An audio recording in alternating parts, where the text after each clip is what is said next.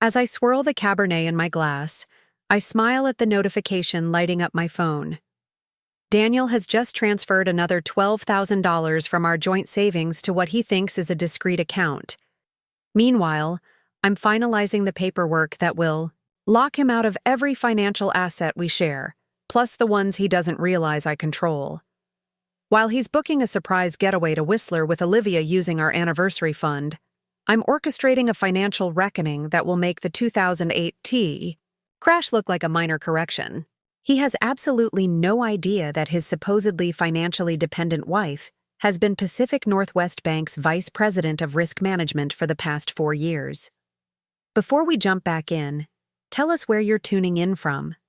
And if this story touches you, make sure you're subscribed, because tomorrow I've saved something extra special for you. My breathing remains calm and measured as I sign another document while gazing through the windows of Sam's downtown law office. From here, I can see the gleaming storefront of Northwest Jewelers, where Daniel is currently selecting a bracelet for Olivia. The irony isn't lost on me. It's the same jeweler who designed my engagement ring 6 years ago, the same store that just triggered a $1,600 purchase alert on our joint credit card. Elena, are you absolutely certain about the timing? Sam asks, her expression mixing professional composure with personal concern.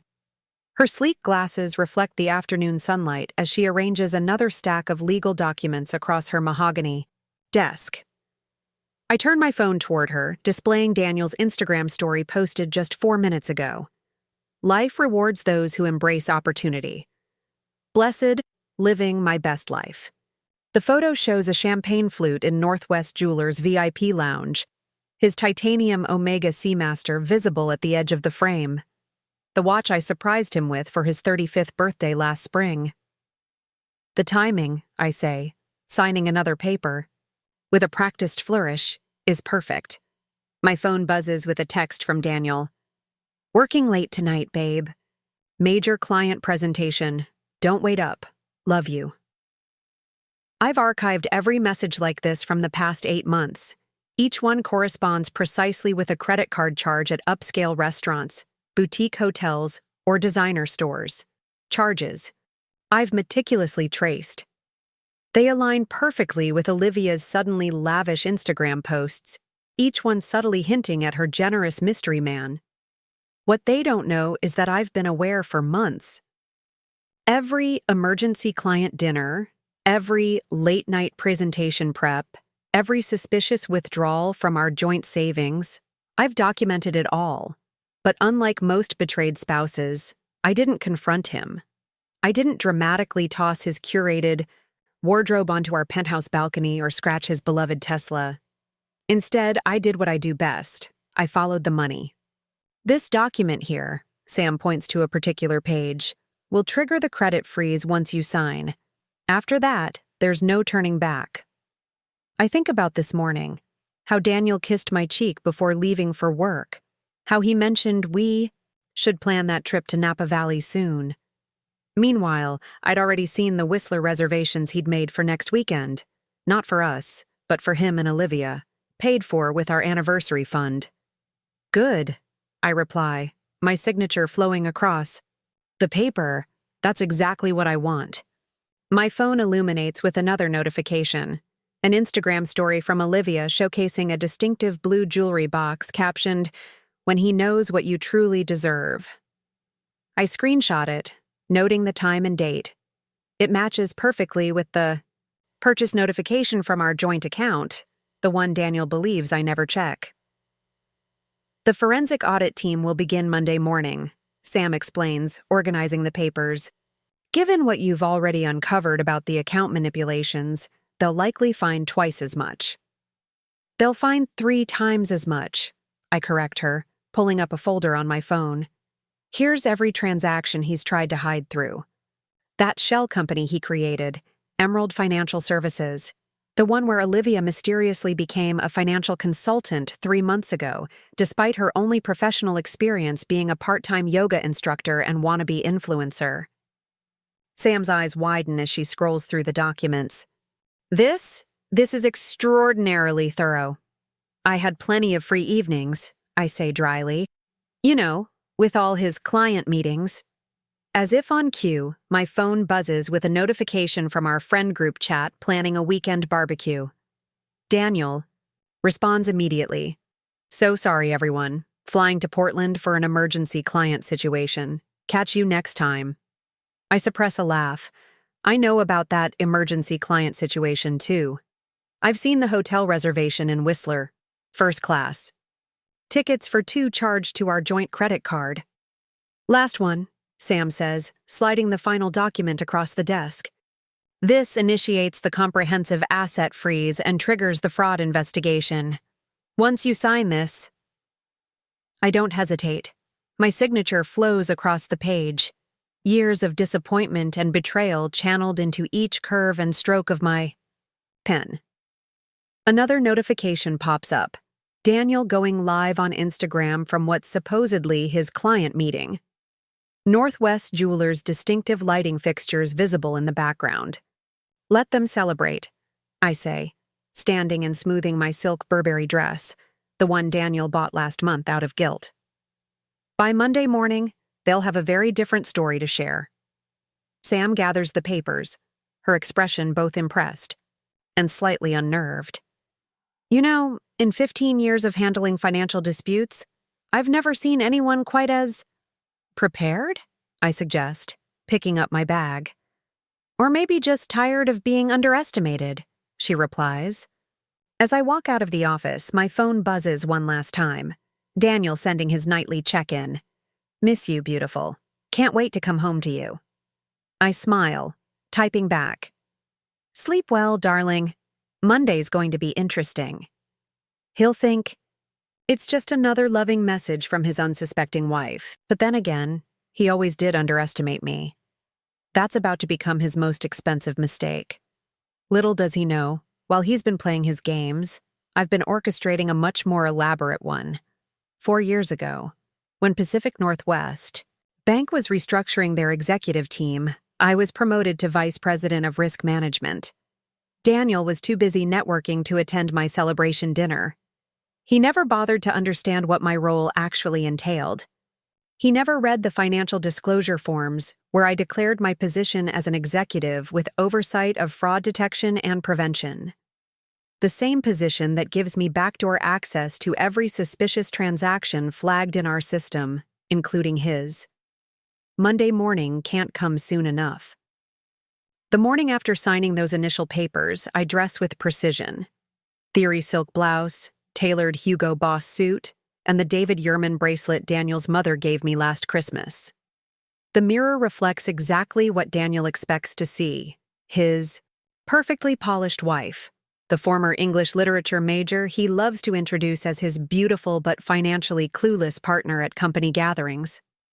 If he only knew I've been running Pacific Northwest Bank's entire risk management division for the past 4 years, overseeing a team of 30 financial analysts and fraud investigators.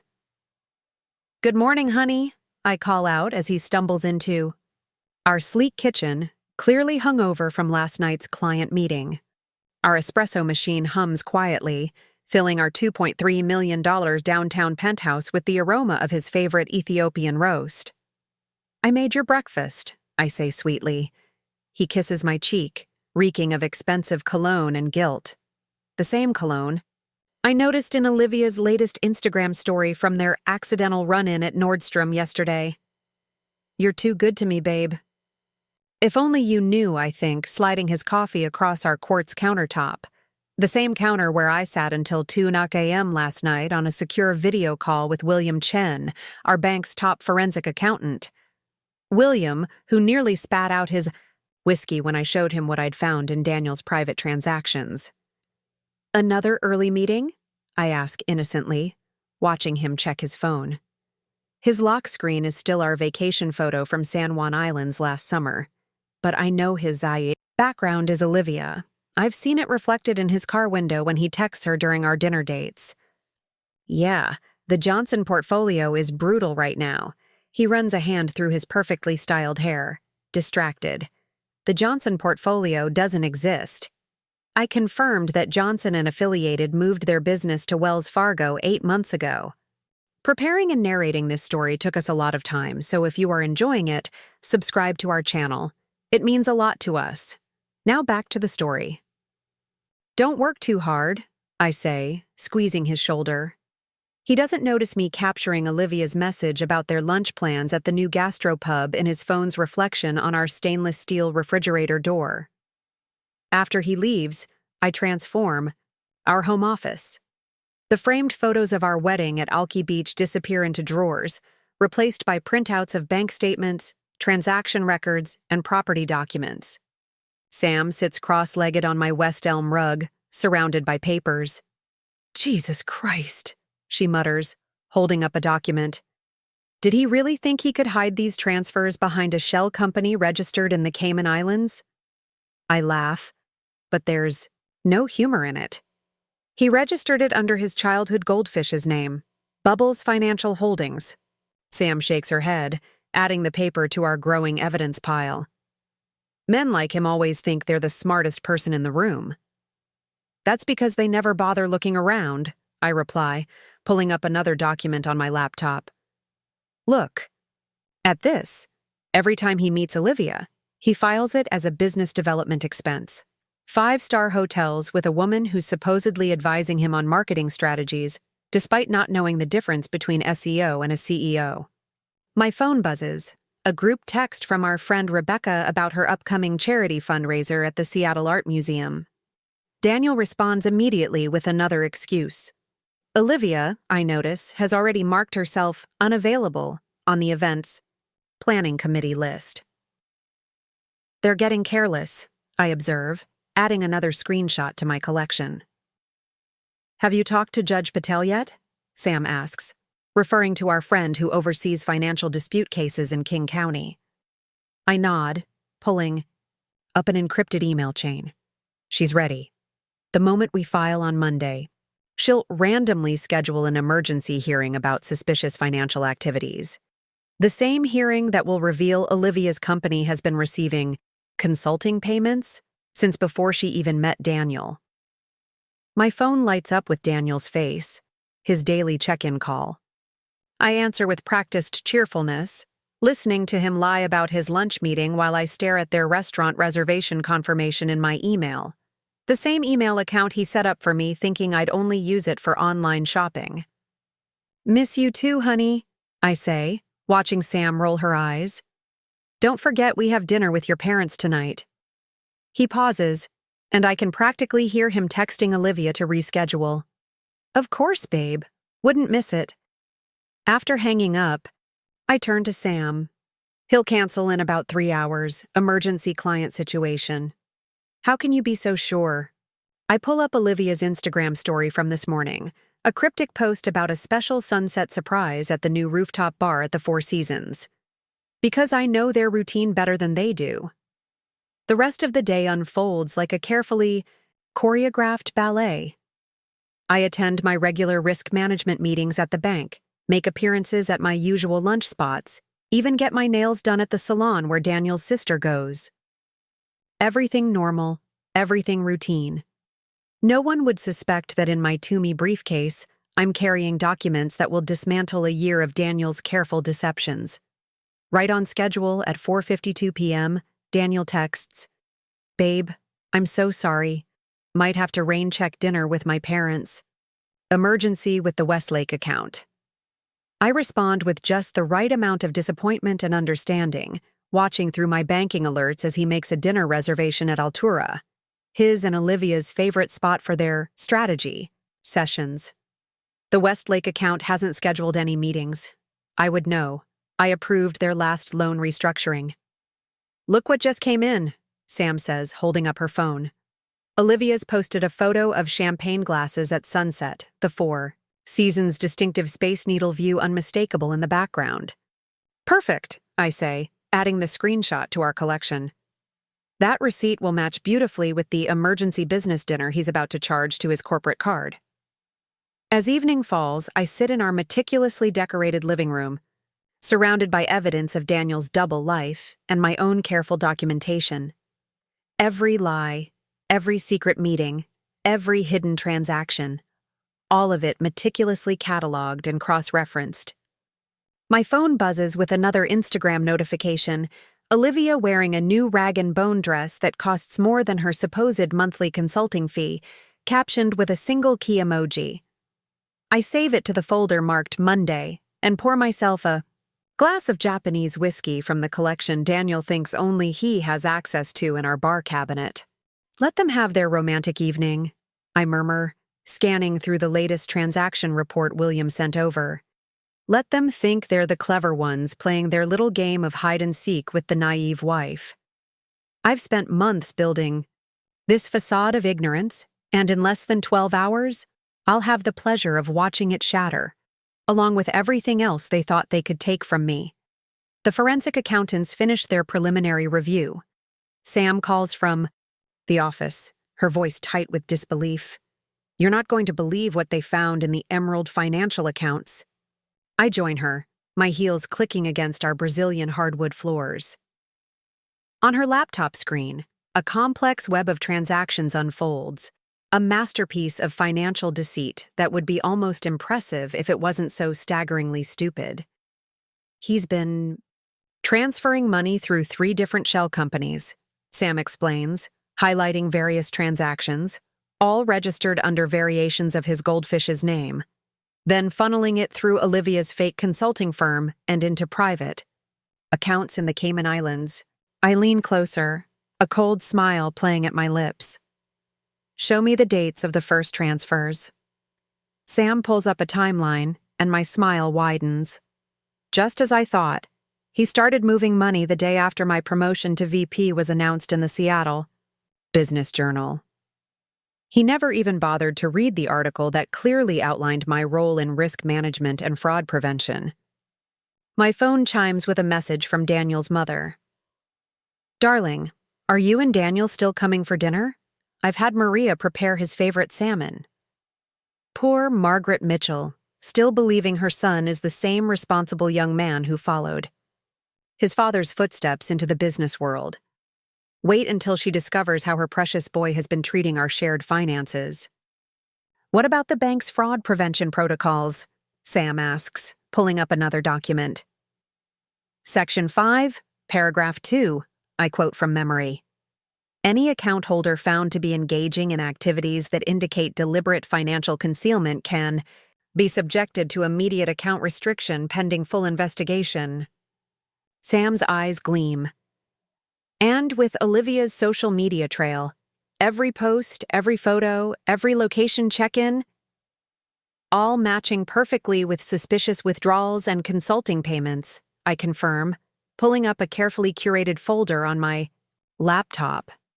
They've documented their own misconduct better than we ever could. My phone lights up with another check-in from Daniel. Just wrapped the emergency meeting, baby.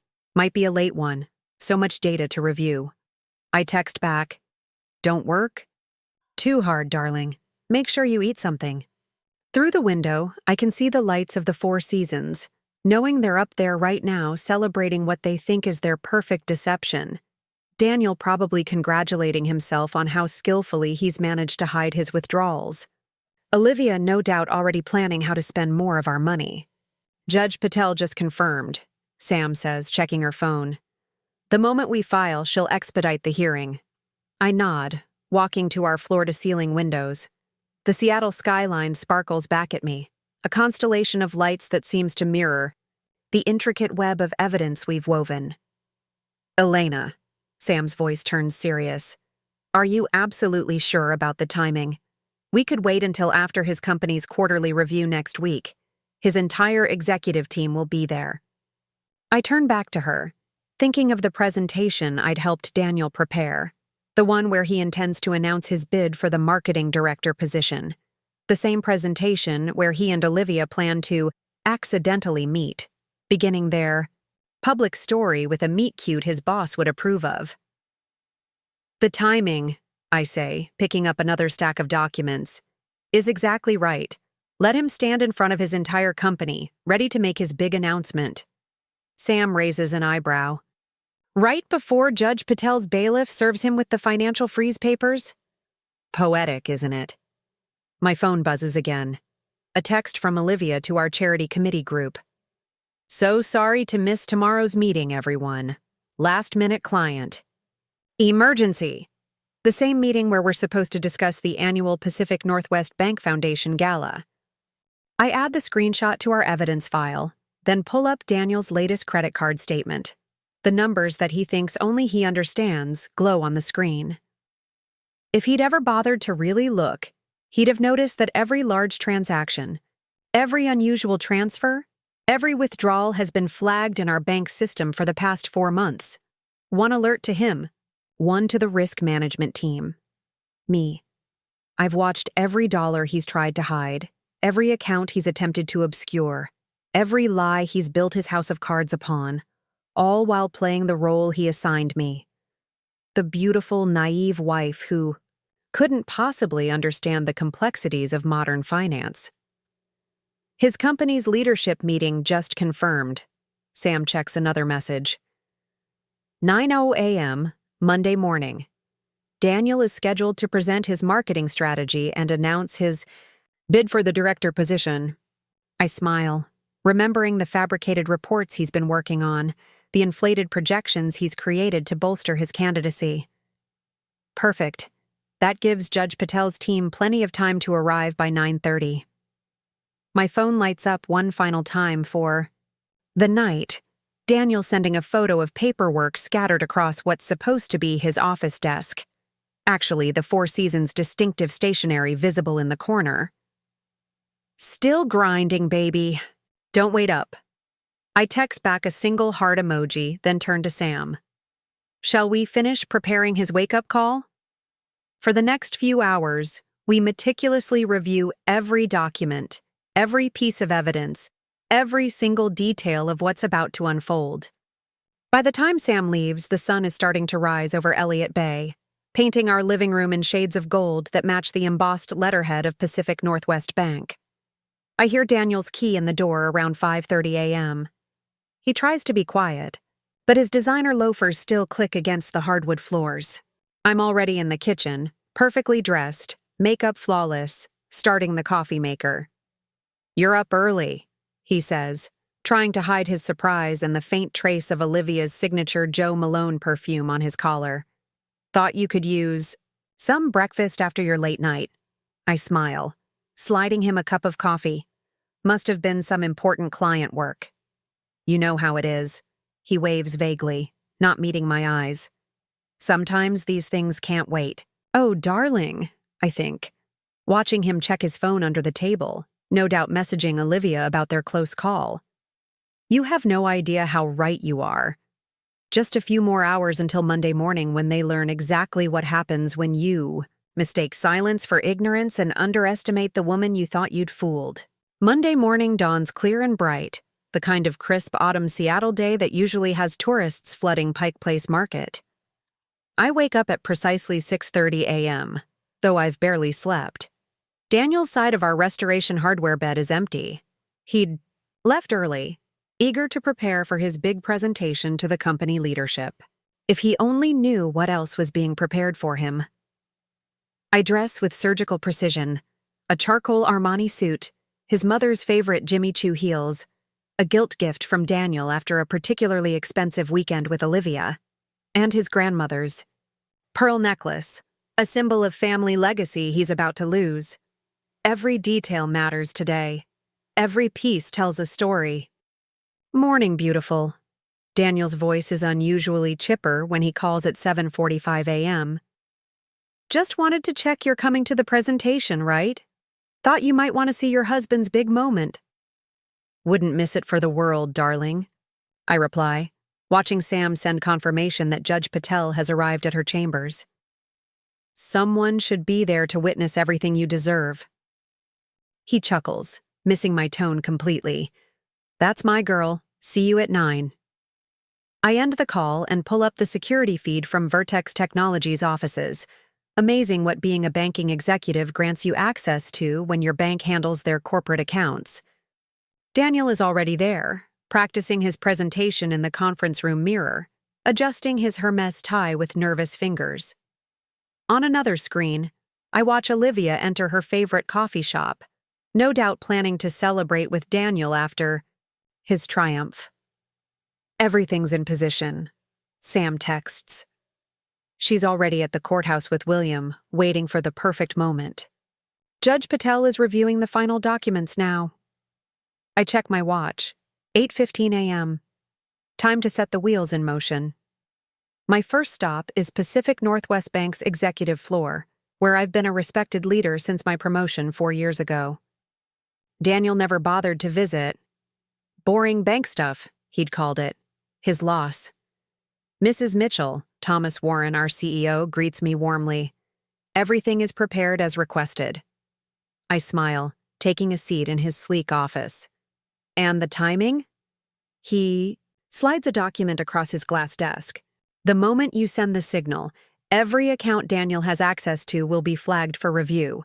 The fraud team is standing by. Perfect. I sign where indicated, my Mont Blanc pen, another of Daniel's guilt gifts, flowing smoothly across the paper. And his private accounts? I ask. Thomas allows himself a small smile. Already under surveillance. The moment the fraud alert hits, those freeze too. My phone buzzes. A message from Margaret Mitchell, Daniel's mother. Darling, I'm so proud of Daniel today, and so grateful to have you as part of our family. You've been such a blessing. If she only knew how much of a blessing I was about to be, saving her family's reputation from her own son's greed. At 8:45 a.m., I enter Vertex Technologies' gleaming office tower, nodding to security guards who know me as Daniel's wife, not realizing I'm actually a banking executive with more financial authority than anyone in their building. The elevator rides smoothly to the 30th floor. Daniel is waiting by the conference room, practically bouncing with nervous energy. You made it. He kisses my cheek, and I catch a whiff of Olivia's perfume still lingering on his collar. I've got such a good feeling about today. Oh, darling, I murmur, straightening his tie. You have no idea how memorable today is going to be. The Stow conference room fills quickly with executives and team leaders. CEO Jeffrey Palmer takes his place at the head of the table, looking every bit the tech visionary in his casual but expensive attire. Before we begin, Jeffrey announces, I want to thank everyone for being here for this important strategy session. As you know, we're discussing our direction for the coming year, and Daniel has prepared a comprehensive presentation on our new marketing approach. Daniel stands, straightening his papers with practiced confidence. His PowerPoint presentation glows on the screen behind him, slides full of fabricated projections and manipulated numbers that took him weeks to create. Good morning, everyone, he begins, flashing his 1,000-watt smile. Today marks a new chapter in Vertex's market. Presence. 8:59 a.m. My phone vibrates silently in my lap. Sam's message is simple. Ready. 9:00 a.m. Daniel clicks to his first slide, pointing out fabricated growth projections with practiced charm. As you can see, our social media engagement under my guidance has been exceptional. 9:01 a.m. I send a single text. Now. The effect is immediate but subtle at first. Daniel's phone buzzes in his pocket, probably a notification from his banking app. He ignores it. It buzzes again, and again, and again. 9:05 a.m. The conference room door opens silently. Judge Patel's bailiff enters, nodding to me imperceptibly. Behind him, 2 financial investigators take their places by the door. And if you'll look at these returns, Daniel continues, though his phone is now buzzing constantly. He's starting to look distracted, shifting uncomfortably. You'll see that our innovative approach to... His voice trails off as he notices Jeffrey, checking his own phone, frowning deeply. Other executives are doing the same, their expressions shifting from polite attention to confused concern. 9:07 a.m. The bailiff steps forward, official documents in hand. Mr. Daniel Mitchell? Daniel turns, annoyed at the interruption of his big moment. "I'm in the middle of something here. You are hereby served with an emergency injunction regarding financial accounts registered in your name," the bailiff announces clearly, his voice carrying to every corner of the suddenly silent conference room. "By order of Judge Patel, you are restricted from accessing all financial accounts pending investigation into serious allegations of fraud and misappropriation." The color drains from Daniel's face as he takes the papers with trembling hands. His phone is still buzzing, probably notifications of his accounts being frozen one by one. "There must be some mistake," he stammers, looking around the room desperately. His eyes land on me, seeking support, reassurance, the naive trust he's come to expect. Instead, he finds me calmly opening my laptop, pulling up the folders marked Evidence. "No mistake, darling," I say softly, turning the screen so the entire room can see. "Would you like to explain these transactions to your colleagues yourself, or shall I?" The first image appears on the conference room's main screen, replacing his fabricated presentation, a detailed spreadsheet of every dollar he's misappropriated, every lie he's told, every trust he's broken. Behind him, Jeffrey Palmer stands slowly, his face a mask of shock and growing fury. "Daniel," his boss's voice is deadly quiet. "What is this?" Before he can answer, his phone buzzes one final time. He looks at it reflexively, and I know exactly what he's seeing: a notification that his access to all financial accounts has been suspended. "Perhaps," I suggest, standing smoothly, "we should discuss the real state of affairs, starting with these unusual payments to a certain consulting firm." Daniel slumps into his chair as I take control of the presentation remote. Behind him, the financial investigators begin setting up their equipment. Through the conference room's glass walls, I can see Sam and William arriving with boxes of additional evidence. The day of reckoning has only just begun. "Let's start with this particular transaction," I say, clicking to the next slide. The screen fills with a detailed breakdown of a $87,000 transfer from our joint savings to Olivia's consulting firm, made on July 15th, exactly one day after Olivia's company was registered. Interesting timing, wouldn't you say? Daniel's hands grip the armrests of his chair, knuckles white. Behind him, Jeffrey Palmer has switched from shock to cold fury, his jaw clenched as he watches his promising employees' deceptions laid bare. "Of course," I continue, clicking through to the next slide. "That was just the beginning. Shall we discuss the offshore accounts registered under your childhood pet's name, or perhaps the series of business development charges at the Four Seasons that coincidentally match perfectly with these Instagram posts?" The screen fills with a carefully curated collection of Olivia's social media posts side by side with bank statements, times and dates perfectly aligned, each champagne toast, each surprise gift, each luxury weekend mathematically matched with a suspicious withdrawal. "This is ridiculous," Daniel finally manages, his voice cracking. "These are legitimate business expenses. Jeff, I can explain." "Explain what, exactly?" I interrupt smoothly, pulling up another document. "How you started siphoning money from our accounts the day after my banking promotion was announced? Or should we discuss how you've been using our savings to fund your affair while planning to leave me?" A gasp ripples through the conference room. Margaret Mitchell, who had slipped in to surprise her son for his big presentation, presses a hand to her chest, her face pale beneath her perfect makeup. "Leave you?" she whispers. "Daniel, what is she talking about?" "Oh, you didn't know?" I turn to my mother-in-law with practiced sympathy. "Daniel and his financial consultant have quite the future planned. Paid for with our money, of course. Would you like to see the Whistler reservations, the jewelry receipts, or perhaps the apartment listings he's been browsing in Olivia's neighborhood?" Daniel lunges for his phone, probably to warn Olivia, but it's already too late. Through the conference room's glass walls, we can see her being escorted into the building by security, her designer handbag clutched to her chest like a shield. "Perfect timing," I murmur, checking my watch. Security does run quite punctually. Security? What are you? Daniel's voice rises an octave. Did you really think? I cut in, my voice carrying clearly across the stunned conference room, that you could steal from our accounts without consequences? That no one would notice your creative accounting? I'm the vice president of risk management at Pacific Northwest Bank, darling. And unlike you, I actually read the financial alerts. The investigators have set up their equipment, now efficiently downloading data from Daniel's company laptop.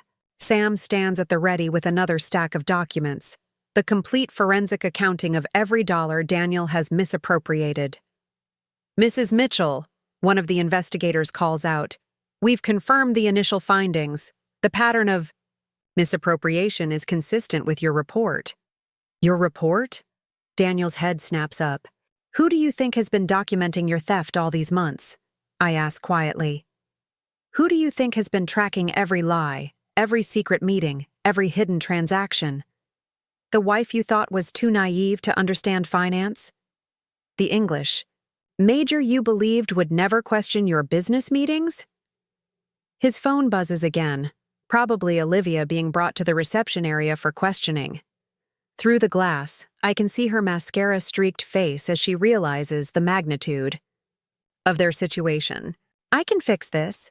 Daniel stands abruptly, desperation creeping into his voice. Jeff, just let me explain. We can handle this internally. Sit down. Jeffrey Palmer's voice could freeze hell itself. You've done quite enough. Actually, I interject, pulling up another document. We're just getting started.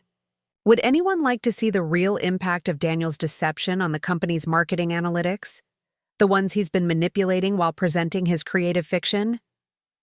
The next hour unfolds like a perfectly choreographed dance. With each new revelation, each piece of evidence, each damning document, Daniel shrinks further into his chair. His carefully constructed world of lies crumbles slide by slide, dollar by dollar. The offshore accounts have been frozen, Sam announces from the doorway, and Judge Patel has approved the emergency audit of all personal assets. Daniel's head snaps up. Personal assets? You can't. Section 5, Paragraph 2 of the Banking Code. I quote smoothly. Any account holder found to be engaging in activities that indicate deliberate financial concealment can be subjected to immediate account restriction pending full investigation. Your father insisted I study banking regulations when I joined Pacific Northwest. Shame you never bothered to understand what I actually do for a living. A commotion outside draws everyone's attention. Olivia is being led to a separate room, her face a mask of panic as she realizes the serious nature of her situation. Through the glass, I watch her reach for her phone, probably to call the lawyer she thinks can save her. Don't bother, I call. Out, loud enough for her to hear through the glass. Your lawyer dropped you 20 minutes ago. Apparently, he has some concerns about being associated with financial fraud. Daniel stands again, this time moving toward the door, but the security team shifts smoothly to block his path. This is insane. You can't just... Can't what? I ask, my voice deadly quiet. Protect our savings from your greed? Prevent you from stealing more of our money? Or perhaps you're upset that I won't let you drain the accounts to fund your new life with Olivia. I click to the next slide, and Daniel actually flinches. It's a photo from last week, him and Olivia at Tiffany's, shopping for what appears to be engagement rings, the credit card charge for the store visit still pending in our account. Engagement rings? Margaret Bennett's. Voice is barely a whisper. While you're still married to Elena? Speaking of marriage, I continue, pulling up another document. Daniel, darling, why don't you explain to everyone why you've been meeting with divorce attorneys? Or should I share the preliminary separation agreement you had drafted? The conference room is deadly silent now, every eye fixed on Daniel as he realizes just how completely his plans have imploded. His boss stands slowly, every inch the powerful executive whose trust Daniel has betrayed. "Get him out of my sight," Jeffrey orders, his voice trembling with rage. "And call company legal. All of them." As security begins to escort Daniel from the conference room, his phone buzzes one final time. I know exactly what notification he's receiving. His access to Vertex Technologies' offices has been revoked, his keycard deactivated, his credentials suspended. 1 month later, the dust has finally begun to settle. I sit in my new office, the corner suite that once belonged to Thomas Warren, reviewing the latest risk assessment reports. The Seattle skyline stretches out before me, a glittering testament to the financial empire I helped protect from internal threat. "The Wall Street Journal piece just went live," Sam announces, entering with her tablet. Today's headline: Banking. Safeguards: How Modern Risk Management Prevents Internal Fraud. "Any mention of Daniel?" I ask, though I already know the answer. "Only as case study number 3. They're calling it the ultimate cautionary tale in financial ethics. Your quotes about protective oversight are featured prominently." I smile, remembering the interview I'd given last week. I'd been careful to focus on the importance of proper risk management rather than personal drama. Pacific Northwest Bank, after all, still had a reputation to maintain. My phone lights up with a notification from the prosecutor's office. Daniel's plea deal has been finalized. In exchange for a reduced sentence, he's agreed to provide evidence against larger financial fraud schemes he'd become entangled with. His new accommodations are quite a step down from the Four Seasons, Sam observes dryly, showing me the detention center's location, though I hear the orange jumpsuit brings out his eyes. "Olivia sent another request," William adds, entering, with more papers. "She's offering to write a tell-all about Daniel's schemes in exchange for immunity from prosecution." "Tell her the federal prosecutors already have everything they need," I reply, pulling up our evidence files. Her Instagram posts provided more than enough documentation. Through my office windows, I can see the bank's fraud prevention team hard at work under my leadership. They've already recovered every dollar Daniel stole, plus implemented new safeguards to prevent future manipulation. "Mrs. Mitchell," my assistant calls over the intercom, "the executive board is ready for your quarterly presentation." I gather. My materials, including the comprehensive protection plan I've implemented since taking over as chief risk officer. The numbers tell a story of resurrection. Assets secured, investments stabilized, reputation protected. "Elena," Margaret greets me warmly as I enter the boardroom. She's adapted to our new dynamic with remarkable grace, treating me more as a daughter than ever now that I've saved her family's reputation from her own son. "The banking community is calling you the fraud whisperer," Thomas adds with a proud smile. He's fully recovered from his bypass surgery, thanks partly to the stress reduction of knowing his institution's integrity is in capable hands. "Speaking of community reactions," Sam interjects, checking her messages, "Daniel's old social circle has been quite active. The Harbor Club just voted to remove his name from the membership rolls permanently." I take my place at the head of the boardroom table, the same position where Daniel once practiced his fraudulent presentations to potential clients. The symmetry isn't lost on me. Before we begin, I address the assembled executives. I want to share some updates about our enhanced security measures. My presentation outlines the new system of checks and balances I've implemented. Multiple layers of oversight, regular audits, transparent reporting, everything Daniel tried to circumvent, now strengthened beyond manipulation. The forensic team found something interesting in Daniel's old files, William mentions during a break. Love letters to Olivia written on Pacific Northwest Bank stationery. He was planning to propose at the annual Bankers Gala. "How romantic," I comment dryly. Nothing says true love like embezzled diamonds. My phone buzzes with another update, Daniel's lawyer making one last desperate attempt at negotiation. He's offering to reveal the location of more hidden accounts in exchange for a reduced restitution payment. "Tell him not to bother," I instruct William. "We've already found everything, including the Bitcoin wallet he thought was untraceable."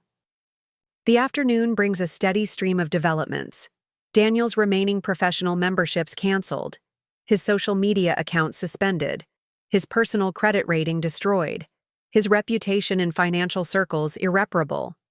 His sister Elizabeth called, Sam informs me. She's ready to sign over her children's college fund oversight to you as well. Says she can't think of anyone better to protect their future. I accept the responsibility with a nod. The Mitchell children's futures will be secure, a stark contrast to their uncle's current situation. The media wants to know if you'll attend next month's financial industry gala, my assistant mentions. You're being honored for your work in fraud prevention and risk management. Confirm the attendance, I decide, but keep the focus on financial responsibility, not personal drama. As evening approaches, I review one final set of documents, the complete record of Daniel's downfall. Financial manipulation documented, personal account theft proven, federal charges filed, bank reputation preserved, justice served. My phone shows one last notification for the day, Daniel's final attempt to access his old bank accounts from the detention center's computer lab. Even now, he hasn't quite accepted his new reality. Should we tell him about the foundation? Sam asks, referring to the new financial literacy initiative I've established using recovered funds from his theft. It's rather ironic, using recovered funds from his fraud to educate others about financial responsibility. Let him read about it in the Financial Times, I reply, closing my laptop. I believe they deliver to federal detention centers. Margaret appears in my doorway, her eyes bright with unshed tears. Elena, we just got Daniel's letter. He's finally apologizing. Says he understands now what he lost. Too late, I observe quietly. By exactly 6 years, 5 months, and 17 days. We stand together at my office window, watching the sunset over Puget Sound. Somewhere in a federal detention facility, Daniel sits in a cell, probably wondering how his perfect life unraveled so completely. Somewhere in Portland, Olivia works. At her parents' yoga studio, her dreams of social climbing shattered like the trust she helped betray. And here I stand in the office that once represented everything Daniel thought he deserved, protecting the institution he tried to exploit. My phone buzzes with an incoming email, another financial publication requesting an interview about fraud prevention. They're calling me the new face of banking security, Margaret mentions, reading over my shoulder. The woman who modernized risk management. I smile, thinking of all the nights Daniel spent explaining basic finance to his simple wife, never realizing he was lecturing a financial expert about his own impending downfall. The legal team wants to know if you'll consider writing a book, Sam adds, about protecting financial institutions from internal threats. Perhaps, I muse, gathering my things for the day. I certainly have enough material. As I prepare to leave, my security feed shows Daniel's last possessions being removed from the penthouse. His beloved whiskey collection, his designer wardrobe, his carefully curated art pieces, all being liquidated to repay his debt to the victims of his fraud. One last thing, William calls out. The federal prosecutors want to know if you'll testify at his sentencing hearing next month. I consider this, remembering every lie, every betrayal, every moment he underestimated me. No need, I decide. The evidence speaks for itself. Stepping into my private elevator, I think about the day Daniel first brought me home to meet his family. How he showcased me like a prize, never bothering to look deeper than the surface. How he dismissed my interest in the banking industry as cute. My phone holds his final message, sent through his lawyer this morning. I finally understand what you were protecting, what I threw away. I'm sorry. Too late, Daniel. You never realized that the real power wasn't in the accounts themselves, but in the trust you betrayed. And now you have the rest of your sentence to contemplate the true cost of underestimating the woman who held your future in her hands all along. 6 months after Daniel's sentencing, I stand at the podium of the Western Banking Forum, addressing a room full of the region's most prominent financial executives and risk managers. The irony isn't lost on me, speaking about financial security to the same people who once dismissed me as nothing more than a trophy wife. The greatest threat to institutional integrity, I tell them, my voice carrying clearly through the grand ballroom of the Four Seasons, isn't external. It's the complacency that comes from believing your position is untouchable. The audience hangs on every word. After all, the Pacific Northwest Bank case has become required reading at top business schools nationwide. Mrs. Mitchell, one of the senior partners from Goldman Sachs, approaches after my speech. Your insights on risk management are revolutionary. Would you consider joining our advisory board? I smile, remembering how Daniel used to explain basic investment concepts to me at parties like this. I'll have my office send over my credentials. Sam appears at my elbow with updates from the morning's developments. 3 more banks requesting our oversight protocols, 2 interview requests. From financial publications, 1 desperate letter from Daniel still trying to explain himself from federal detention. The Financial Literacy Foundation launch is trending, she adds, showing me her tablet. They're calling it a paradigm shift in fraud prevention education. My phone buzzes with a message from Margaret Mitchell. The family's annual holiday gathering is approaching, and for the first time in generations, it will celebrate not just success, but integrity. The prosecutors sent over Daniel's latest statement. William joins us, tablet in hand.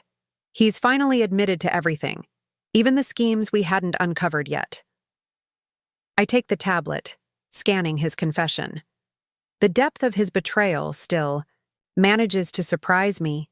Hidden accounts in Belize, shell companies in Panama, plans to drain his sister's home equity line of credit. His cellmate says he spends his days reading financial journals, Sam mentions. Apparently, he's finally learning about proper banking ethics. Better late than never, I murmur. A notification pops up on my phone. Olivia has resurfaced, this time teaching mindful money management at her parents' yoga studio in Portland. Her Instagram bio now reads, "Surviving Toxic Wealth, My Journey to Authenticity." At least someone learned something. The bank's board meeting is in an hour. My assistant reminds me. They're voting on the new governance structure you proposed. I gather my materials, including the comprehensive reform package I've spent months developing. Pacific Northwest Bank won't just survive this crisis, it will emerge stronger, setting new standards for the industry. Elena! Thomas Warren's voice booms across the ballroom. He's fully recovered now, his natural vigor restored once the stress of Daniel's betrayal was removed. The Harvard Business School case study about your handling of the crisis just went, Liv. I join him at a quiet corner table, accepting a glass of champagne. How's Margaret holding up? Better, he sighs. The therapist says accepting Daniel's true nature was the first step. Your protection of the family's reputation gave her the space to focus on healing. My phone shows another alert. Daniel's former office has been completely transformed into the Mitchell Center for Financial Education. The plaque outside reads, "Protecting Integrity Through Knowledge." The lawyers finished processing the last of his restitution payments. William approaches with more updates. Every dollar he stole has been recovered and reinvested in protection. Systems. Through the ballroom's windows, I can see the Seattle skyline, the same view Daniel used to boast about controlling from his corner office. Now that same office serves as command central for protecting institutions from people like him. The financial media is calling it the Mitchell Standard. Sam shows me another article. Your protocols for fraud prevention are being adopted by banks across the country. I think about the day Daniel first showed me his office at the bank, how he patronizingly explained the concept of financial risk, while I mentally cataloged every weakness in their security system. Your next appointment is here, my assistant announces. JP Morgan's representatives want to discuss implementing your oversight systems. As I prepare for the meeting, my security feed shows one last image of Daniel's former life being dismantled. his prized art collection being auctioned to repay his debt to his victims, the same collection he used to lecture me about never, realizing I'd majored in both English literature and finance. Judge Patel called, William adds. She's recommending your case as required reading for financial court judges. Says it's the most comprehensive fraud protection strategy she's ever seen. My phone buzzes with a notification from the Federal Detention Center. Daniel has requested permission to enroll in online financial management courses. Trying to understand where I went wrong, his note reads. Should we tell him about the Foundation's new educational program? Sam asks. The one teaching bank employees how to detect and prevent internal fraud? Let him figure it out, I reply, straightening my St. John jacket. He always said he learned best through experience. Margaret joins us, elegant as ever in her role as family matriarch. The Holiday Gathering Committee has a suggestion. They want to honor you as guardian of legacy. I shake my head, remembering all the events where Daniel paraded me around like an accessory. No honors. The secured institution speaks for itself. Through my phone, I watch various scenes unfold across the city. Federal investigators using my case to train new financial crimes specialists. Business schools teaching the Mitchell case as a master class in fraud prevention. Banking columnists speculating about Daniel's life behind bars. Financial advisors studying my oversight protocols.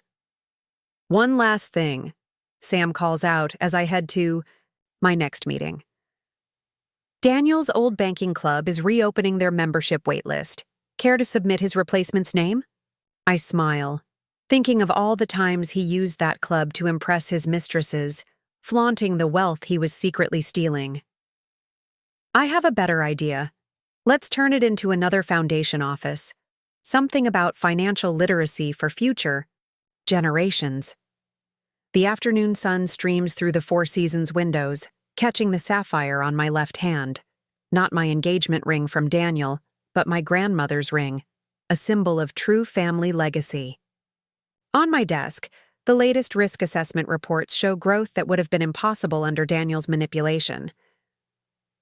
Mrs. Mitchell, my assistant interrupts gently. The Wall Street Journal is here for your interview about transforming banking security. I gather my thoughts, remembering every step of this journey. The quiet wife who watched and waited. The financial expert who documented every lie. The executive who protected an institution's integrity. The woman who refused to be underestimated. My phone shows one final notification for the day. Daniel's lawyer making a last desperate pitch for leniency. He's a changed man, the message pleads. He understands now what he lost. Too late, I think, heading to the interview. Some lessons come at a price no bank account can cover. As I take my seat across from the journalist, I catch my reflection in the window. No longer the trophy wife. Daniel thought he married, but the guardian of integrity he never knew he needed.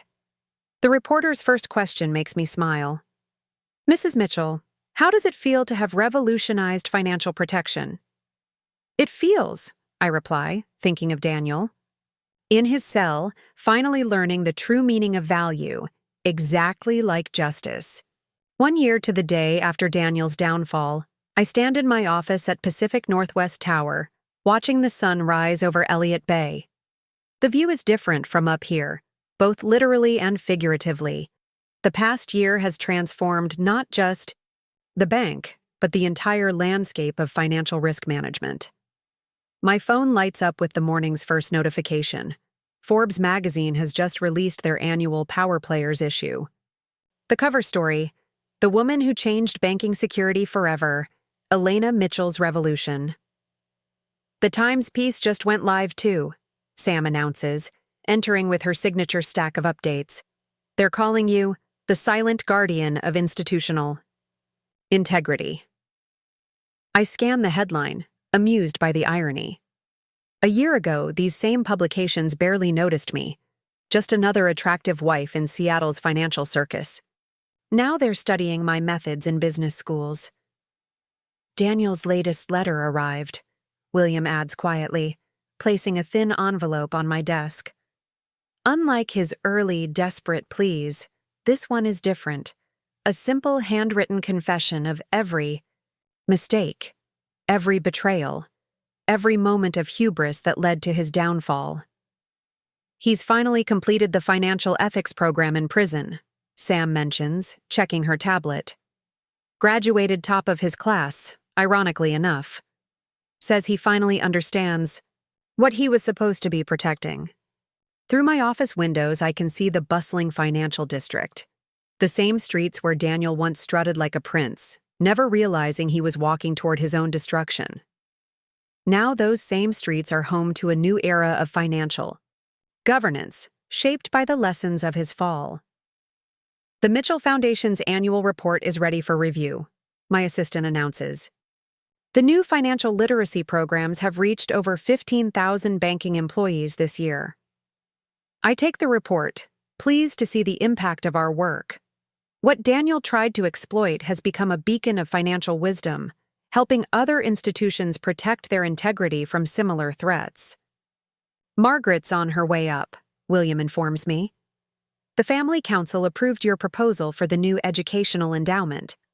When my mother-in-law enters, she carries herself with renewed strength. The past year has changed her, too, from a woman blindsided by her son's betrayal to a fierce advocate for financial accountability. Elena, she begins, emotion thick in her voice. The family wants you to know that what you've built from this tragedy, it's beyond anything we could have imagined. My phone buzzes with updates that underscore her words. 3 more financial institutions adopting the Mitchell protocols, 2 international banking conferences requesting keynote speeches, 1 prestigious Security Innovation Award nomination. Olivia sent another interview request, Sam mentions. She's writing a book about financial manipulation, wants your perspective. I decline with a simple email. Some stories don't need more telling, they need understanding. The performance reports are in, William adds, pulling up the latest figures. Growth is up 35% since you took control. Every dollar Daniel stole has been recovered and multiplied. Through my security feeds, I can see multiple scenes playing out. Business school students studying the Mitchell case, financial advisors implementing my protection protocols, banking executives reviewing their security measures, future generations learning from Daniel's mistakes. His parole hearing is next month, Sam reminds me gently.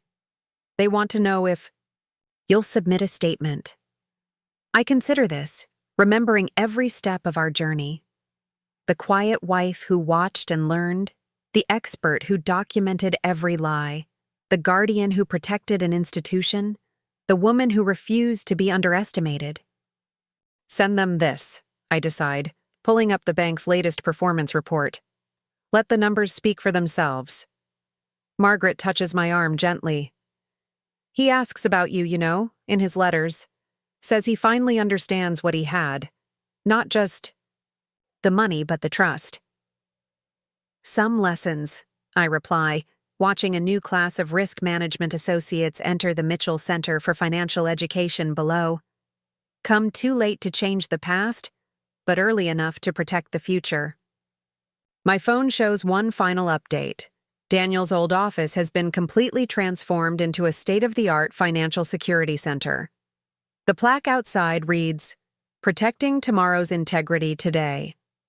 The next generation of Mitchell cousins starts their financial education program tomorrow, Sam reminds me. Would you like to speak to them? I think about these children, Daniel's nieces and nephews, the future of the family he betrayed. Thanks to our new protocols, they'll grow up understanding not just the privilege of wealth, but the responsibility of integrity. Tell them the truth, I decide, about trust, betrayal, and the price of underestimating those we dismiss. As the sun sets on another day in Seattle's financial district, I stand at my office window, holding Daniel's final letter.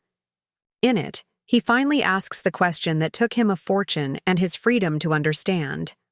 How did I not see who you really were? The answer, of course, was simple. He never looked past his own reflection.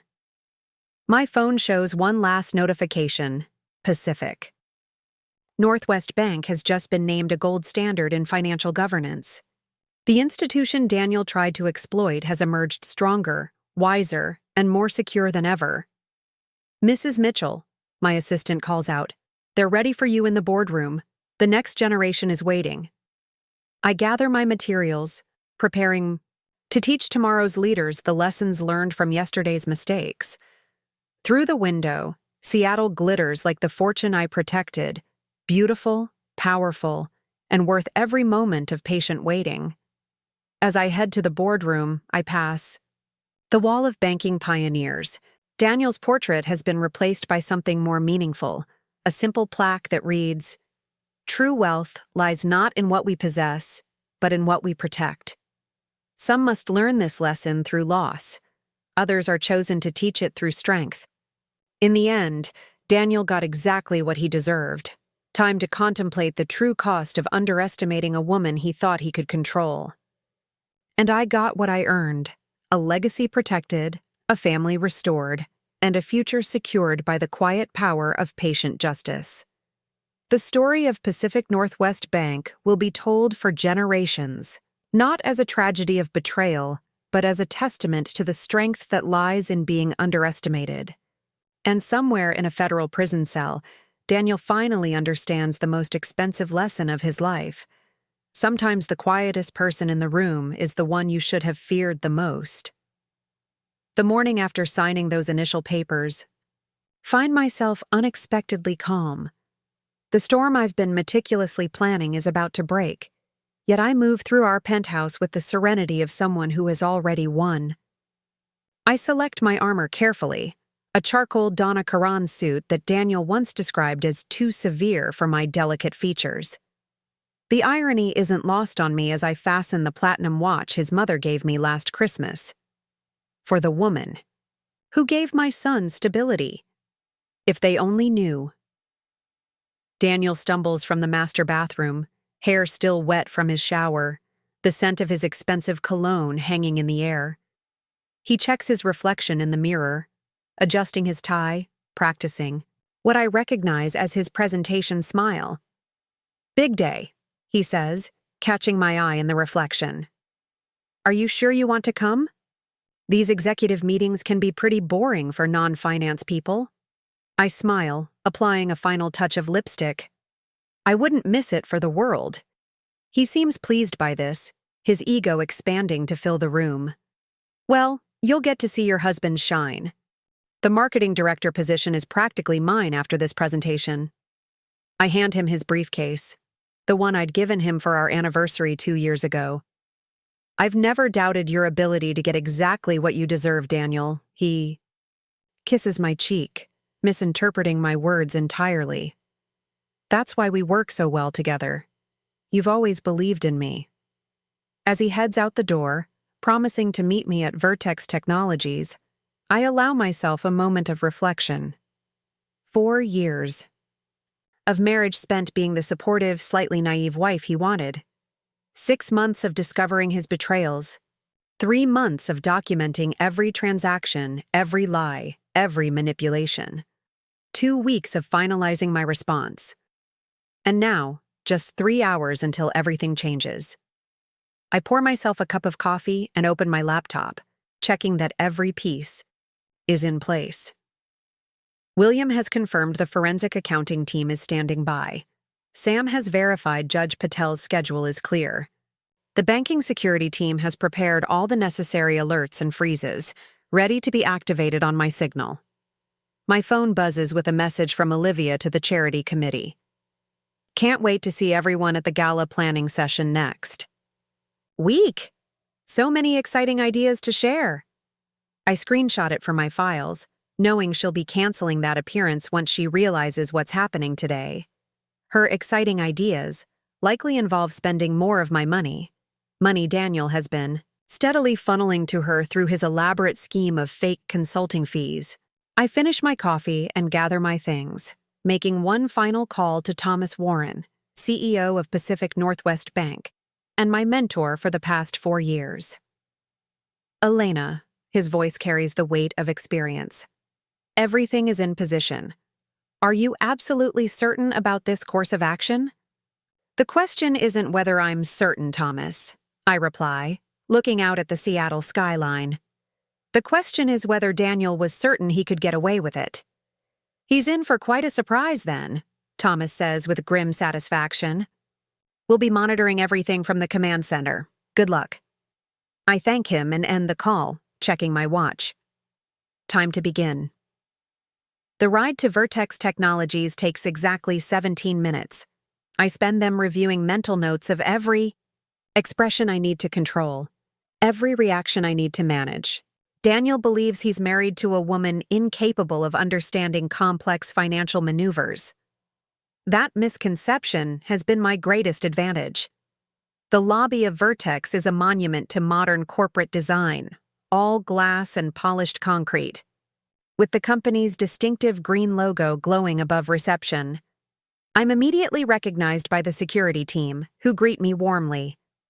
Daniel has always insisted I attend company functions, showing me off like a prize. Mrs. Mitchell? Good. To see you, the receptionist smiles. Daniel mentioned you'd be coming. The executive presentation is on the 30th floor, conference room A. I thank her and head to the elevator, my heartbeat steady despite what's coming. In my purse, my phone vibrates with a message from Sam. Bailiff en route with papers. Judge Patel standing by. When I reach the 30th floor, I can already see Daniel through the glass walls of the conference room. He's in his element, charming the executives with practiced ease, laughing at the right moments, projecting confidence. He spots me and waves me in, his smile widening. And here's my wife, he announces to the room as I enter. Elena, you remember? Everyone. I shake hands with Jeffrey Palmer, the CEO, and nod to the other executives. I notice Daniel's presentation materials arranged precisely at the head of the table, the culmination of weeks of work.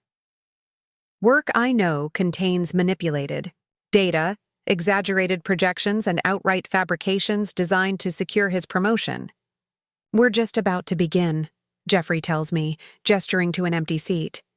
Daniel's been telling us about his revolutionary marketing strategy. I take my place, smiling warmly at everyone. I can't wait to hear all about it.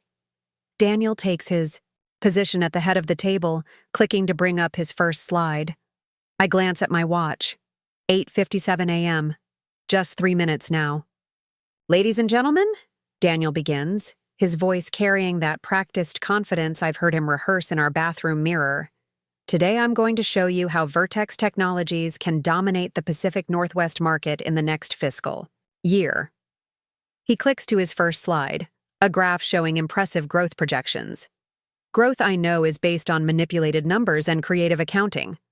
As you can see, our current trajectory is solid, but with the strategy I'm proposing, my phone vibrates silently in my lap. 9:00 a.m. exactly. I send a single text message. Proceed. Daniel continues speaking, unaware that digital tripwires are being triggered across multiple banking systems. His phone buzzes in his pocket, but he ignores it, deep in his presentation. It buzzes again, and again. I see the moment. The first notification reaches Jeffrey Palmer's phone. The CEO glances down, frowns slightly, then looks back up at Daniel with new intensity in his gaze. By 9:05, several executives are checking their phones, their expressions shifting from polite attention to confusion to concern. Daniel falters slightly, noticing the change in the room. Is everything all right? He asks, pausing mid-sentence, about market penetration strategies. The conference room door opens. A court bailiff enters, followed by 2 financial investigators in suits. The room falls silent. Daniel Mitchell? The bailiff asks formally. Daniel nods, confused and irritated, at the interruption of his big moment. Yes, that's me. We're in the middle of something important here. Mr. Mitchell, I'm serving you with emergency financial injunctions regarding accounts registered in your name. The bailiff holds out official documents. By order of Judge Patel of King County Superior Court, You are restricted from accessing all financial accounts pending investigation into allegations of fraud and misappropriation. The color drains from Daniel's face as he takes the papers. His phone continues buzzing, notification after notification as his accounts are systematically frozen across multiple institutions. There must be some mistake, he says, his voice suddenly lacking its confident resonance. I meet his eyes across the conference room and open my laptop. No mistake, Daniel. With practiced calm, I connect my computer to the conference room's display system. Daniel's presentation disappears, replaced by a comprehensive spreadsheet detailing every unauthorized transfer he's made over the past 8 months. Dates, amounts, destinations, all meticulously documented. What is this? Jeffrey Palmer demands, standing up from his chair at the head of the table. This, Mr. Palmer, I say calmly, is a record of how Daniel has been systematically transferring funds from our personal accounts to finance his relationship with Olivia. Parker, who some of you may know as the yoga instructor he hired as a marketing consultant 3 months ago. Daniel's face contorts with shock. Elena? What are you doing? This is crazy. I click to the next slide. Screenshots of transfers from our joint savings matched side by side with Olivia's Instagram posts showing expensive gifts, luxury hotel stays, and designer purchases, all time-stamped to match the withdrawals perfectly. I believe these expenditures will be of particular interest, I continue, highlighting several transactions. These weren't just from our joint accounts, but include company expense account funds that were supposed to be for client development. The room erupts in controlled chaos. Jeffrey Palmer is on his feet, demanding explanations. Other executives are poring over the documents being distributed by the financial investigators. Daniel stands frozen, papers clutched in his hand, his perfectly crafted world crumbling around him. Elena. He finally manages, his voice a desperate whisper. How could you know all this? I turn to him, allowing myself the smallest of smiles. Daniel, did you ever actually read my employee profile at Pacific Northwest Bank? My job title? My department? He stares blankly, and I can see him mentally searching for any memory of showing interest in my career. I'm the vice president of risk management, I say quietly. Every suspicious transaction at the bank comes across my desk, including yours. His face pales further, the implications washing over him in waves. That's not possible. You studied English literature. I double majored in finance and English at Northwestern, I correct him. I spent 3 years in fraud detection at Wells Fargo before moving to Pacific Northwest Bank. Information you might have known if you'd ever bothered to ask about. My work instead of dismissing it as boring bank stuff. Through the conference room's glass walls, I see Olivia being escorted by security into a separate meeting room. She catches sight of Daniel and me, her expression morphing from confusion to panic as she realizes what's happening. The money, Daniel says, his voice hoarse. What about our accounts? Frozen, I reply simply. Every account you have access to is currently under review. And before you think about the offshore accounts, yes, we found those too. The Cayman Islands setup wasn't nearly as clever as you thought. Jeffrey Palmer approaches, his face a mask of controlled fury. Daniel, I need you to surrender your company laptop and credentials immediately. Security will escort you from the building. Jeff, please, Daniel attempts, switching to the charming persona that has served him so well. This is just a personal misunderstanding between my wife and me. We can resolve this without... Save it, Palmer cuts him off. The evidence is right there on screen.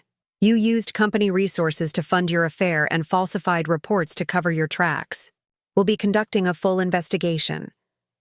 Daniel turns back to me, desperation in his eyes. Elena, you can't do this. Everything I built, I correct him. The accounts, the investments, the penthouse, they're all primarily in my name. Another detail you never bothered to read in our financial arrangements. The security team arrives to escort Daniel out. As they approach, his phone buzzes one final time. He glances at it reflexively, and I know exactly what notification he's seeing. His access to all building systems has been revoked, his keycard deactivated, his email suspended. "Where am I supposed to go?" he asks, the reality of his situation finally sinking in. "The penthouse is my primary residence," I finish for him. "You'll need to find alternative accommodations."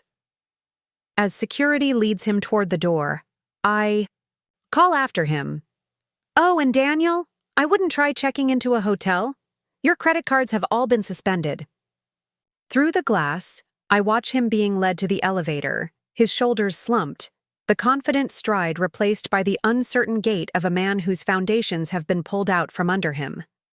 Jeffrey Palmer turns to me, his expression a mix of shock and professional respect. "Mrs. Mitchell, I don't know what to say. We had no idea." "Few people did," I reply, gathering my materials. That was rather the point. The financial investigators approach with preliminary findings from Daniel's work computer, evidence of manipulated marketing data, falsified client reports, and emails to Olivia discussing their future plans, all more damning than even I had anticipated. "We'll need your formal statement," one investigator tells me. "The patterns of financial concealment are consistent with your report, but there appears to be more." "I'm available whenever you need me," I reply. "All my documentation is ready." As the executive meeting dissolves into crisis management, my phone buzzes with a message from Thomas Warren. Phase 1 complete. Bank security reports all accounts frozen, all alerts active. Well done. I step out of the conference room to find Margaret Mitchell, Daniel's mother, standing in the hallway, her face pale with shock. She must have come to surprise Daniel for his big presentation. "Elena," she whispers, "what's happening? I just saw Daniel being escorted out by security." I guide her to a quiet corner, away from curious eyes. "Margaret, I'm so sorry you had to find out this way. Daniel has been misappropriating funds. A lot of funds." "For what?" she asks, her voice small. Rather than explain, I show her my phone. Olivia's Instagram feed displaying the lavish lifestyle Daniel has been financing, including a photo from just 3 days ago captioned, "When he promises this is just the beginning. New chapter. Leaving the past behind." Margaret's hand flies to her mouth. "He was planning to leave you?" "After draining our accounts," I confirm gently. "And some of your accounts too, I'm afraid. We've already reversed those transfers." "Our accounts?" she repeats, confusion giving. Wait a horror.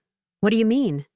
I explain as kindly as possible how Daniel had been systematically siphoning money, not just from our joint savings, but from family accounts he had access to, including the down payment fund for his sister's first home. Margaret sinks into a chair, her worldview visibly shattering. "I don't understand. We raised him better than this." "This isn't a reflection on your parenting," I assure her. "Daniel made his choices, and now he's facing the consequences." Through the glass walls, I can see Olivia being interviewed by the financial investigators, tears streaming down her face as she realizes the severity of her situation. Whatever story Daniel told her is unraveling as rapidly as his career. My phone buzzes with updates from Sam.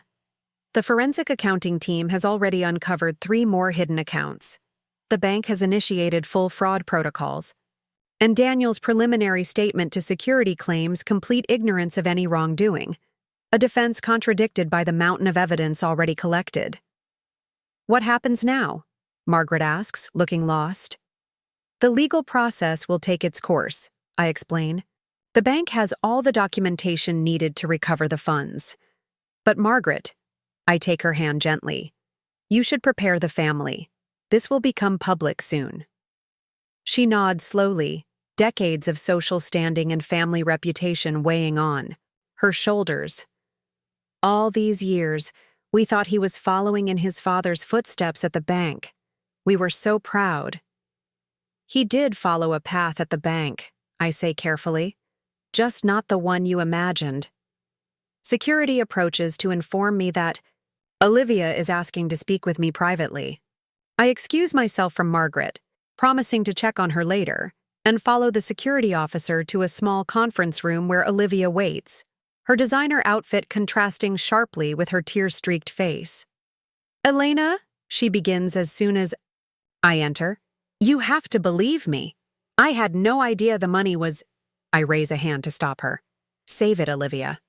I have copies of text messages where Daniel explicitly told you the money was coming from our accounts, and you replied, and I quote, 'She'll never notice. She's too busy with her boring bank job to check.'"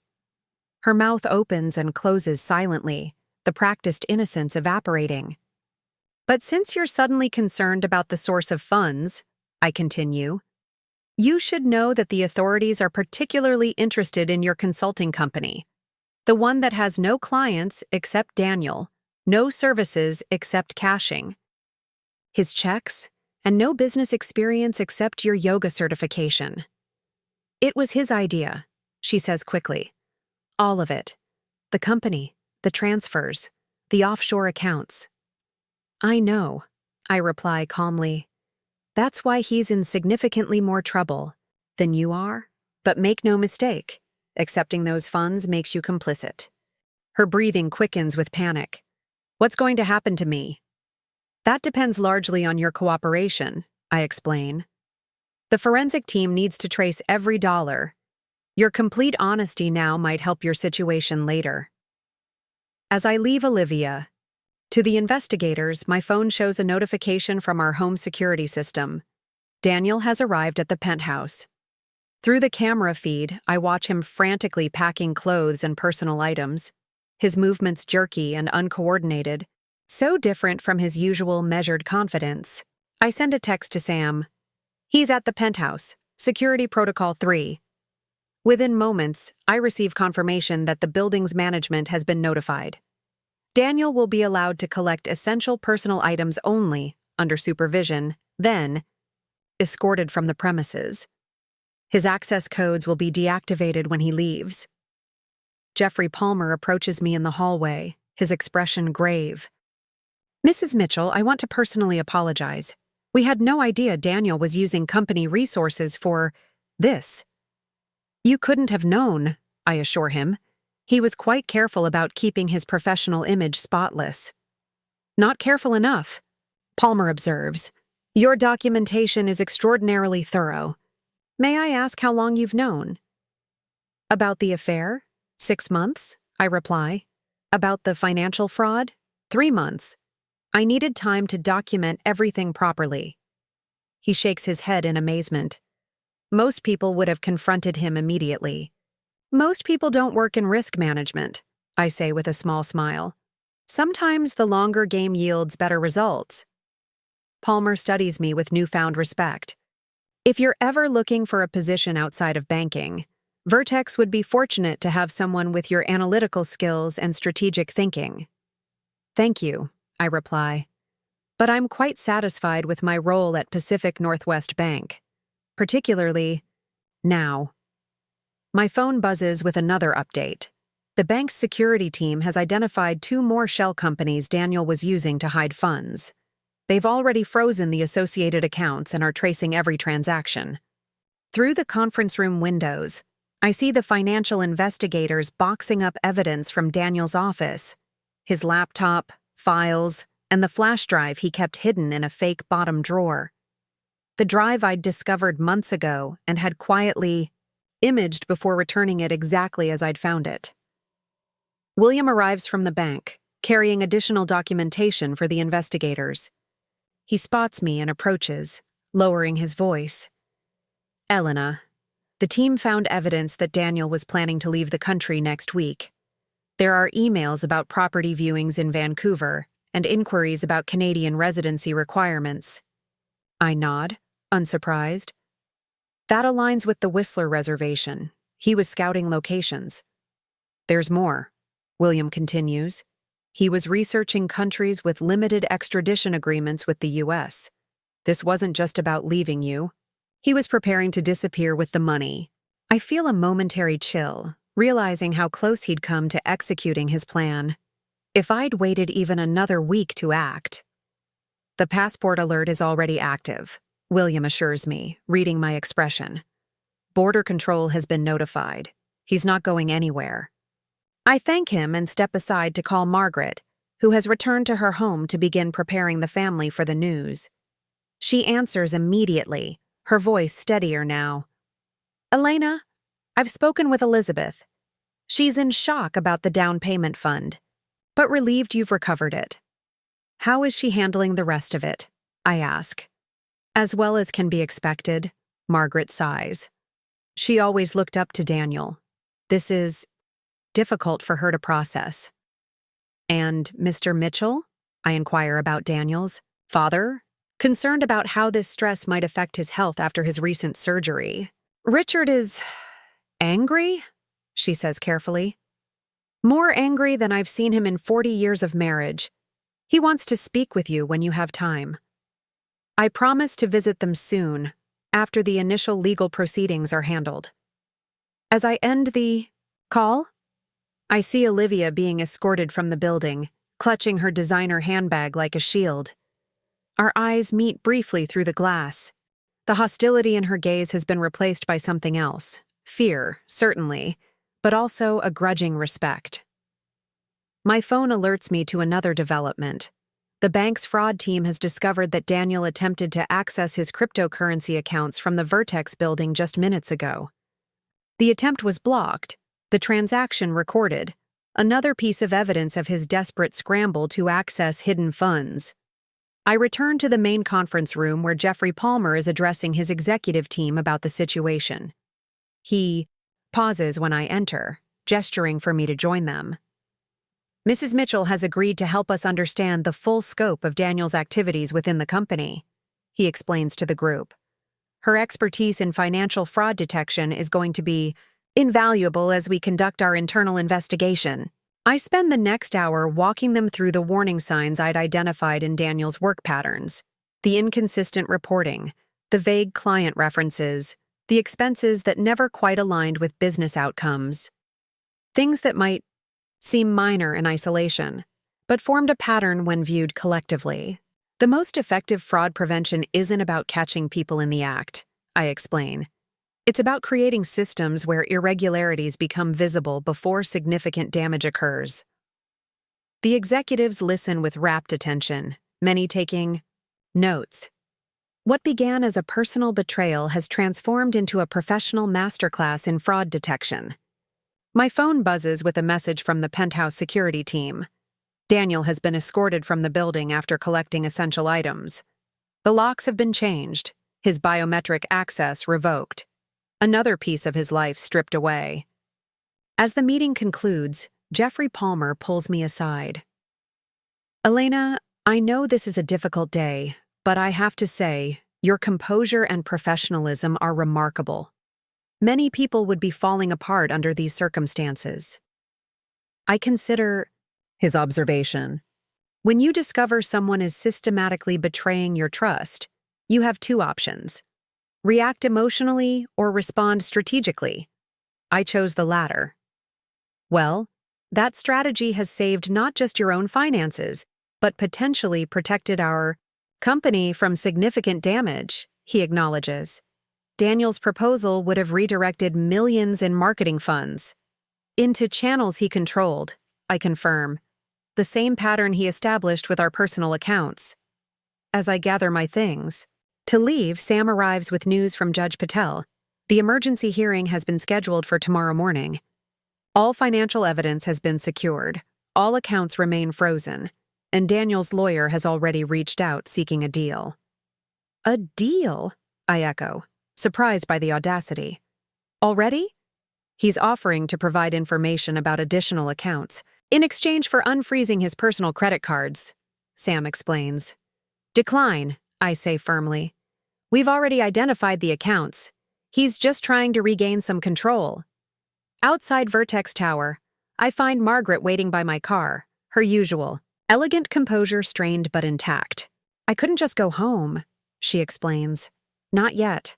I needed to understand, to hear from you.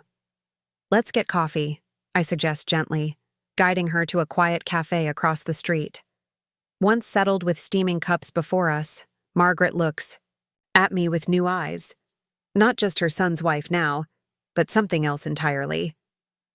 You're not who I thought you were, she says finally. Few of us are, I reply. Though in Daniel's case, I wish I had been wrong. Thomas Warren called Richard, she reveals. He told us how you've been protecting the bank from financial threats. For years. How you spotted irregularities in Daniel's accounts months ago but needed time to build the case properly. I nod, not surprised that Thomas reached out to the family. He and Richard had been friends for decades. Daniel always talked about how you didn't understand finance, Margaret continues, a note of wonder in her voice. How he handled all the complex stuff because your mind was more creative. I can't help a small smile. That perception gave me the space to work without interference.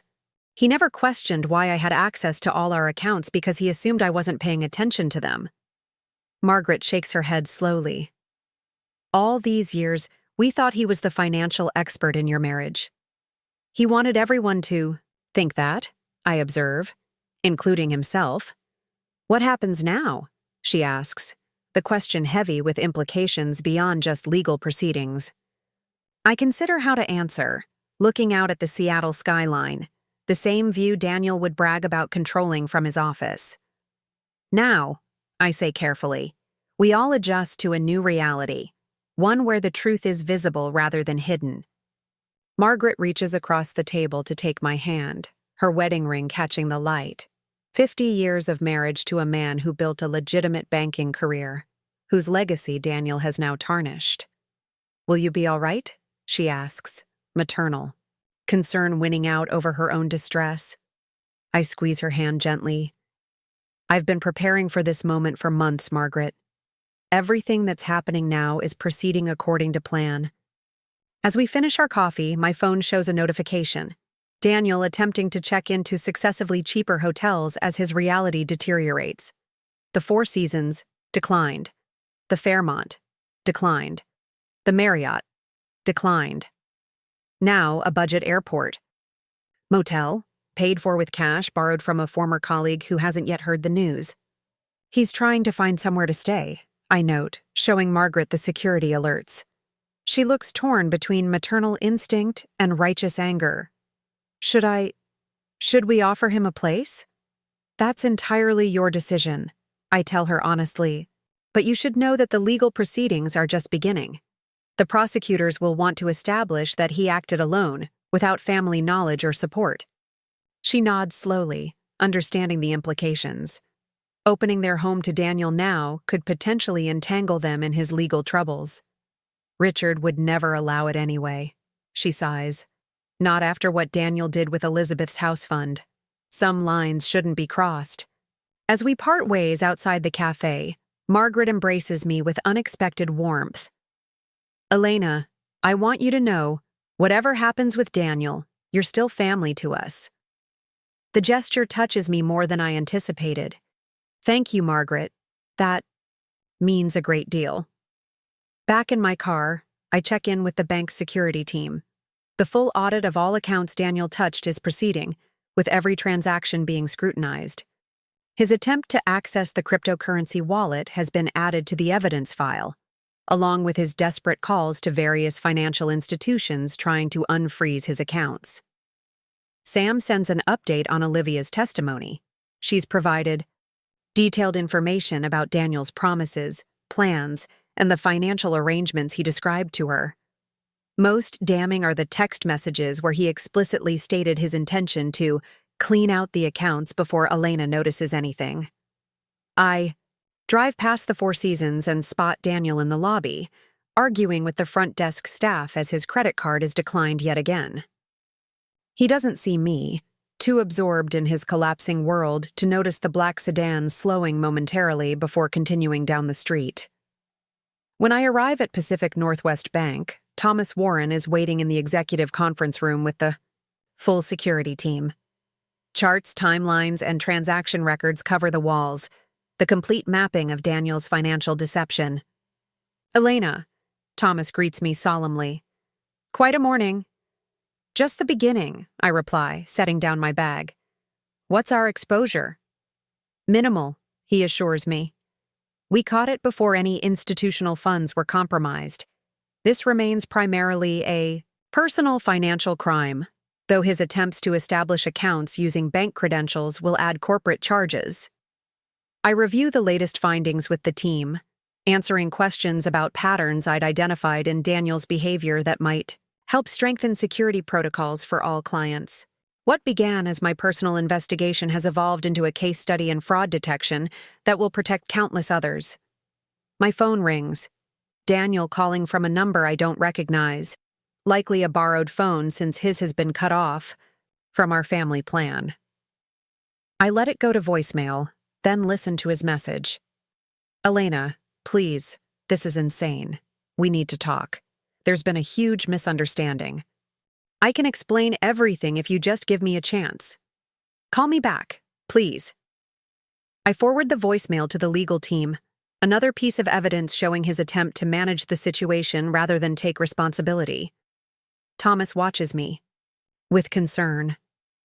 "Are you holding up all right? This can't be easy, despite all your preparation." I consider his question carefully, searching for the right words to explain what I'm feeling. "I grieved the end of my marriage months ago," I tell him finally. "Today isn't about emotion for me.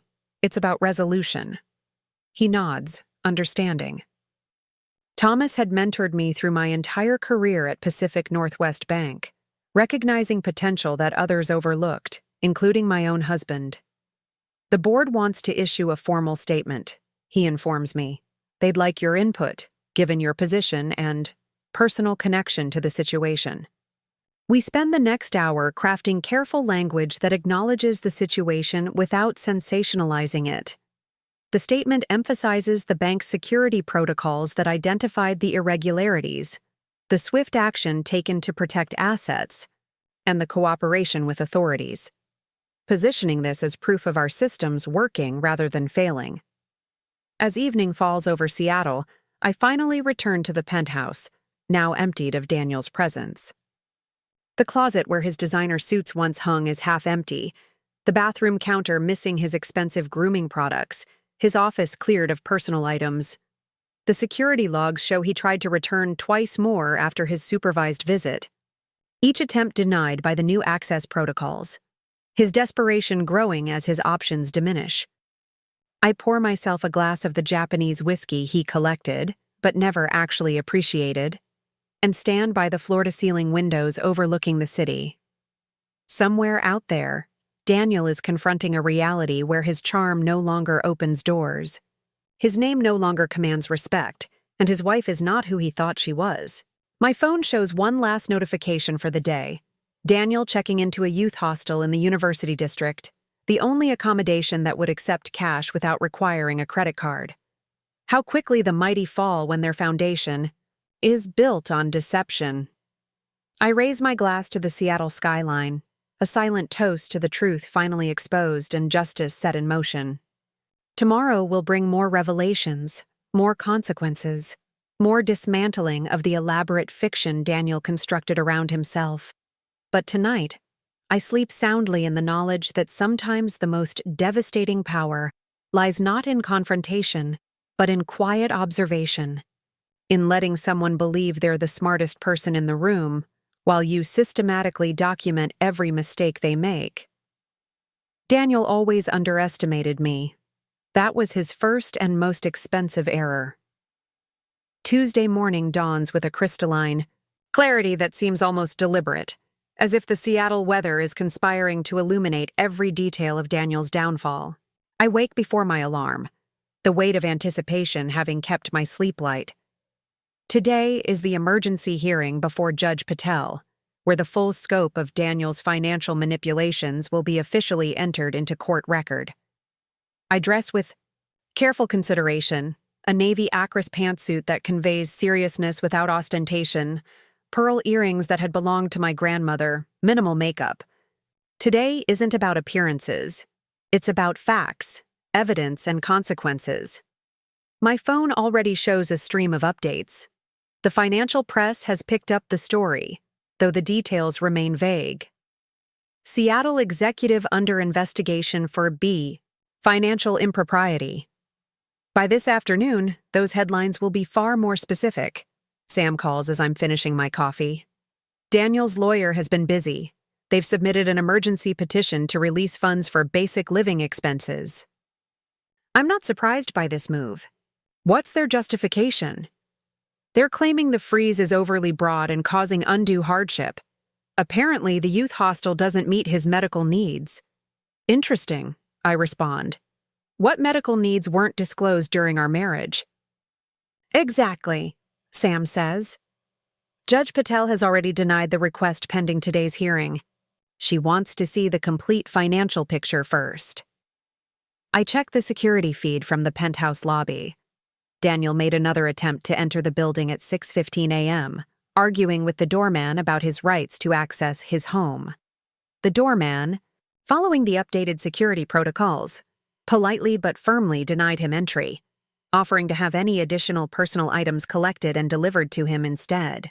The rejection of basic courtesies he once took for granted seems to be hitting Daniel harder than the larger legal issues looming over him. His sense of entitlement runs deep. At 8:30 a.m., I arrive at the courthouse to find William waiting with a fresh stack of financial reports. We've completed the preliminary trace on all accounts, he informs me. The pattern is even more extensive than we initially thought. He shows me the flow chart of money movements, a complex web of transfers designed to obscure the ultimate destination of funds. What strikes me most is the progressive nature of the theft. Daniel started with small amounts, testing whether I would notice. When those transfers went unchallenged, he grew bolder, taking larger sums and creating more elaborate covers. Classic escalation pattern, William observes. He gained confidence over time. While simultaneously losing perspective on the risk, I add, the larger transfers were actually less sophisticated in their concealment.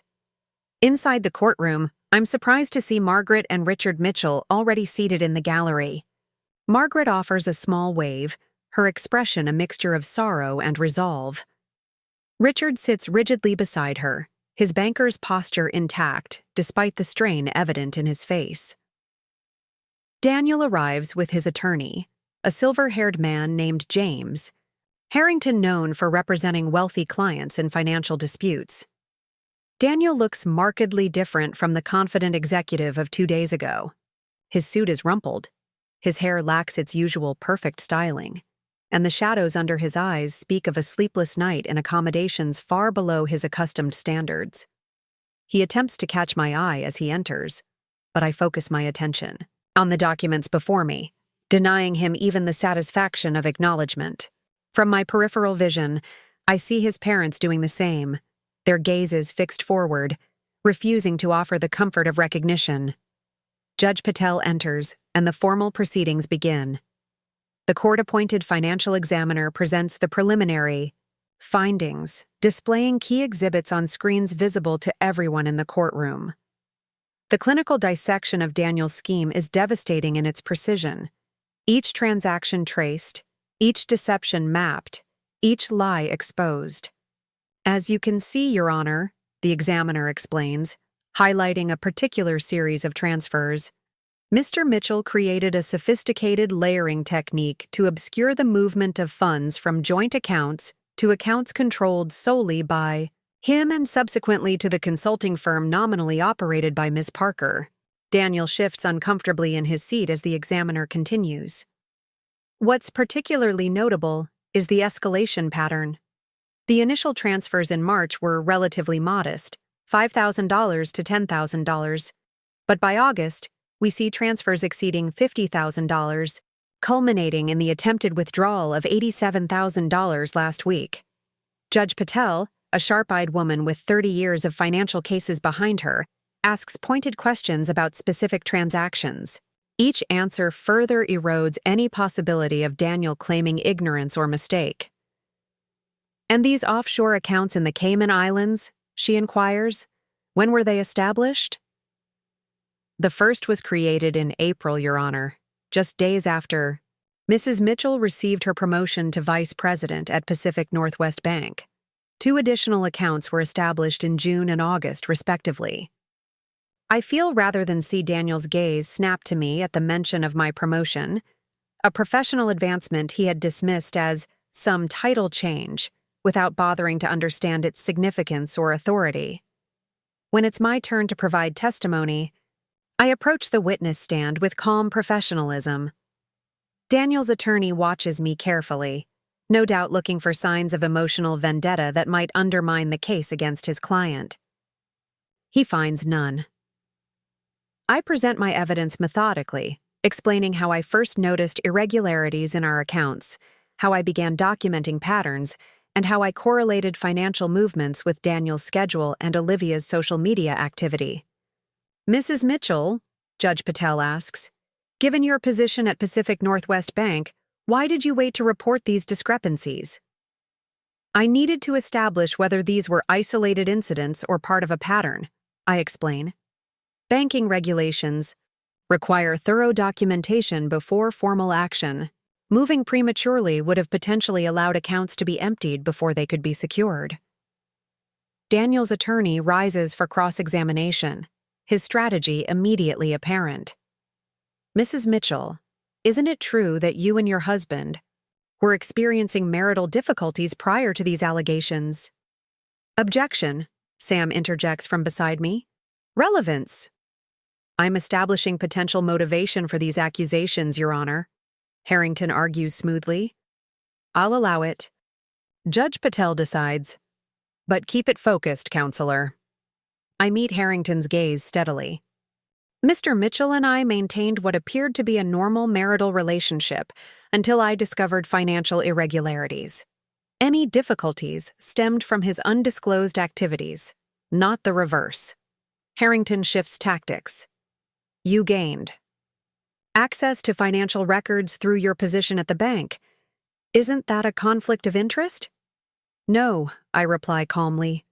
"I followed standard protocols for accounts flagged by our security system. All actions were documented and witnessed by the risk management team. I recused myself from direct decision-making precisely because of my personal connection." For nearly an hour, Harrington attempts to characterize the investigation as a vengeful wife's overreaction, but each question only provides me an opportunity to introduce more damning evidence. "So you're claiming these transfers to Ms. Parker's consulting firm were unauthorized?" he challenges. "I'm not claiming anything," I correct him.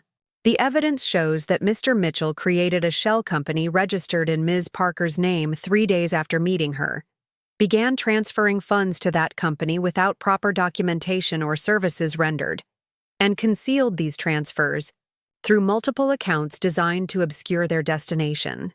These are facts, not claims." By the time Olivia takes the stand, the courtroom has filled with financial reporters drawn by rumors of a significant fraud case. She looks diminished somehow, her designer outfit from yesterday replaced with a considerably more modest ensemble, her confident demeanor replaced with visible anxiety. Her testimony proves devastating to Daniel's defense. Whether motivated by self-preservation or genuine remorse, she provides detailed accounts of how Daniel described the money as investments from his personal funds, before later admitting they came from our joint accounts. "He told me his wife was financially naive," Olivia testifies, avoiding my gaze. "He said she had no interest in their finances and wouldn't notice the transfers." During a brief recess, I observed Daniel in hushed, tense conversation with his attorney. The gravity of his situation is clearly setting in. The evidence isn't just compelling, it's overwhelming. His body language shifts from defensive animation to defeated slumping as Harrington apparently delivers unwelcome advice. When court resumes, Harrington addresses Judge Patel. "Your Honor, in light of the evidence presented, my client wishes to amend his response." He acknowledges the transfers occurred as documented but maintains they were intended as investments that would ultimately benefit both marital partners. This desperate pivot draws a subtle headshake from Judge Patel. Mr. Harrington, your client's sudden recharacterization of these transactions doesn't align with the documented evidence, particularly the creation of multiple shell companies and offshore accounts. Does your client wish to provide testimony under oath regarding this new explanation? Daniel confers with his attorney again, then declines to testify, a telling decision that speaks volumes to everyone in the courtroom. Judge Patel doesn't waste time. Based on the overwhelming evidence presented, I'm extending the emergency financial freeze on all accounts connected to Daniel Mitchell. Furthermore, I'm ordering a complete forensic accounting of all transactions dating back 3 years, the costs of which will be borne by Mr. Mitchell. The court appoints William Chen as independent examiner with full authority to trace and recover assets. She continues, her voice carrying clearly in the silent courtroom. Given the substantial evidence of deliberate financial concealment, I'm also referring this matter to the prosecutor's office for potential criminal charges. Mr. Mitchell will surrender his passport to the court pending resolution of this matter. As the hearing concludes, Daniel finally manages to intercept me in the courthouse corridor, his attorney distracted by reporters. Elena, he says, his voice lowered to avoid being overheard. We need to talk privately. This has gone too far. I regard him calmly. I disagree. This hasn't gone nearly far enough yet. Look, he continues desperately. I made some mistakes, I admit that. But you're destroying everything we built together. I correct him quietly. You were too busy cultivating your image to build anything lasting, Daniel. His expression hardens. You planned this from the beginning, didn't you? All those months of saying nothing, pretending everything was normal. I learned from an expert, I reply. You pretended to be a devoted husband while systematically betraying every aspect of our marriage. The difference is, my deception served justice. Yours served only yourself. Before he can respond, Richard Mitchell approaches, positioning himself physically between Daniel and me. Though in his 70s, Richard's imposing banker's presence remains intact. That's enough, Daniel, he says firmly. You've done quite enough damage. Dad, you don't understand, Daniel begins. I understand perfectly, Richard cuts him off. I reviewed the evidence myself this morning. 35 years in banking. Did. You think I wouldn't recognize what you were doing? Using your sister's house fund, for God's sake. Daniel's face pales further. The money was just temporarily. Save it for the prosecutor, Richard interrupts again. Your mother and I didn't raise you to steal, especially not from family. Security approaches, summoned discreetly by Sam. Is everything all right here? Mr. Mitchell was just leaving, I reply, my voice steady. As Daniel is escorted away, Richard turns to me with an expression of profound regret. Elena, I don't have words to express how sorry we are. You have nothing to apologize for, Richard, I assure him. Daniel made his choices. Margaret joins us, her composed exterior showing cracks of genuine distress. The prosecutor wants to speak with us about potential charges, she says quietly. I'll come with you, I offer, but Richard shakes his head. We need to handle this part as his parents, he says firmly. But afterward, we'd like to talk about Elizabeth's house fund. She still doesn't know exactly what happened. I promise to meet them later, providing all the documentation they'll need to understand the full scope of what's been recovered and secured. As they walk away toward the prosecutor's office, I notice the slight protective way Richard guides Margaret. His hand at her elbow, a couple facing adversity together after 50 years of marriage. The contrast with my own marriage couldn't be more stark. Outside the courthouse, reporters have gathered, alerted by the unusually high security presence for what should have been a routine financial hearing. Sam helps me navigate through them, with minimal comment, but the headlines are already forming. Banking executives double life exposed, and risk manager wife uncovers husband's financial fraud. Back at Pacific Northwest Bank, Thomas Warren is waiting in my office with the board chairman, Alexander Hayes. Both men rise as I enter. "Elena," Hayes greets me solemnly. "Thomas has been keeping us informed. I wanted to personally express the board's support during this difficult time." I thank him for the sentiment, but steer the conversation toward practical matters. "The court has appointed William as independent examiner. We should provide him with whatever resources he needs to complete the forensic accounting efficiently." Hayes nods approvingly at my professional focus. "Already arranged, but that's not the only reason I'm here." He exchanges a glance with Thomas. "The board has been discussing the new chief risk officer position since James announced his retirement. In light of how you've handled this situation, both the personal aspect and the professional implications, we'd like to formally offer you the position. The promotion is significant, a step up to the executive leadership team with substantially increased authority and compensation. Under different circumstances, it would be a moment of professional triumph." "I appreciate the offer," I reply carefully, "but I want to be certain this isn't a sympathy gesture." "Quite the opposite," Hayes assures me. "Your management of this situation demonstrated exactly the qualities we need in this role: methodical analysis, strategic patience, and decisive action when the moment is right. The fact that you maintained professional protocols despite the personal implications is particularly impressive." Thomas adds his perspective. "Elena, you've earned this on merit. The board had already shortlisted you before any of this happened. Recent events just removed any lingering doubts about your capability to handle complex, high-pressure situations. I accept the position with genuine gratitude, though the professional advancement feels secondary to the more immediate concerns, still unfolding." My phone buzzes with updates from the security team. Daniel has made another attempt to access various financial accounts, triggering additional alerts in the system. He still doesn't quite believe it's over, I observe, showing Thomas the alerts. "Classic denial stage," he responds. "I've seen it before in fraud cases. He's searching for the loophole, the oversight, the one account we might have missed." "There isn't one," I say with quiet confidence.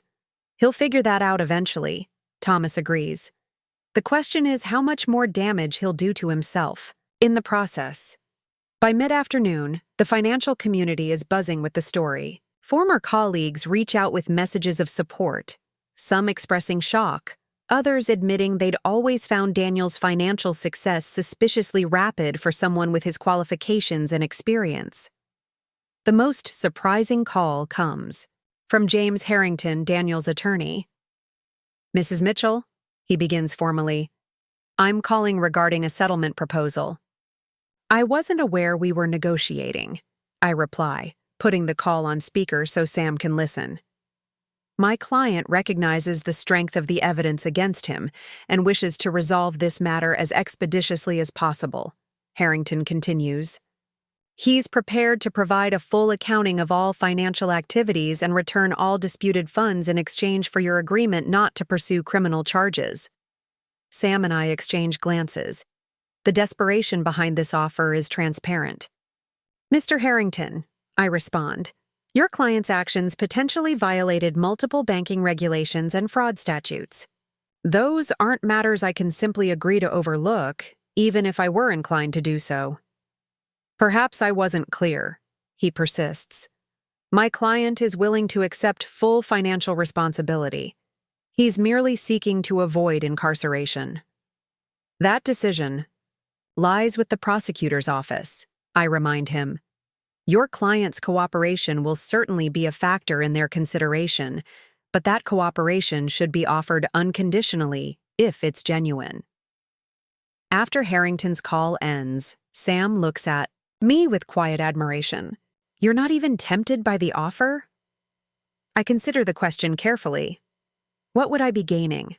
The financial recovery is already proceeding through proper channels. Accepting a private arrangement would only benefit Daniel by letting him avoid the full consequences of his actions. Most people would jump at the chance to expedite resolution, Sam observes. I'm not interested in resolution, I clarify. I'm interested in justice. Those aren't always the same thing. By late afternoon, I meet with Margaret and Richard at their Lake Washington home, a gracious, modern structure that has hosted countless Mitchell family gatherings over the years. Elizabeth is there too, Daniel's younger sister, looking shell-shocked by the day's revelations. I still can't process it, she says, accepting the folder of recovered financial records I've brought. He was always the responsible one, the successful one, the one who had everything figured out. He was very invested in that image, I acknowledge. So invested that he couldn't bear for anyone to see behind it, even when maintaining it required increasingly desperate measures. Richard reviews the documentation with a banker's practiced eye, nodding as he follows the recovery process William's team implemented to secure Elizabeth's down payment fund. The money's all there, he confirms, showing Elizabeth. Every dollar, plus the interest it should have earned. But why? Elizabeth asks, the question directed not really to me but to the universe at large. He has had a great career, a beautiful home, She glances at me apologetically. A marriage most people would envy. Why risk everything? It's Margaret who answers, her insight cutting to the heart of her son's character. Daniel never learned the difference between appearing successful and being successful. One is about perception, the other is about substance. We spend the next hour discussing practical matters, how to handle family events, what to tell extended family and friends, how to support each other through the public. Exposure that will inevitably intensify as the case proceeds. Throughout the conversation, I'm struck by the Mitchell family's resilience, their commitment to facing reality rather than preserving comfortable illusions. As I prepare to leave, Elizabeth pulls me aside. I always thought you were too quiet. For him, she admits. Too serious, maybe even too accommodating. I never realized that quietness was strength. Her words remind me of Daniel's fundamental misunderstanding, his belief that my measured demeanor indicated malleability rather than methodical observation. It was perhaps his most consequential misjudgment. Back at the penthouse, I find unexpected solitude restorative after the intensity of the day's events. I change into comfortable clothes and open the balcony doors, letting the evening air flow through rooms that feel increasingly like mine alone rather than shared space. My phone shows more updates. Daniel has checked into a modest extended stay hotel near the University District, using funds borrowed from a former fraternity brother. His social media accounts have gone conspicuously silent after years of carefully curated posts showcasing his supposed success. Olivia, meanwhile, has pivoted dramatically, her Instagram now featuring philosophical quotes about learning from mistakes and beginning again, alongside announcements about returning to Portland to reconnect with authentic living. The doorman calls to inform me that several flower arrangements have arrived from colleagues and friends, gestures of support as news of the situation spreads.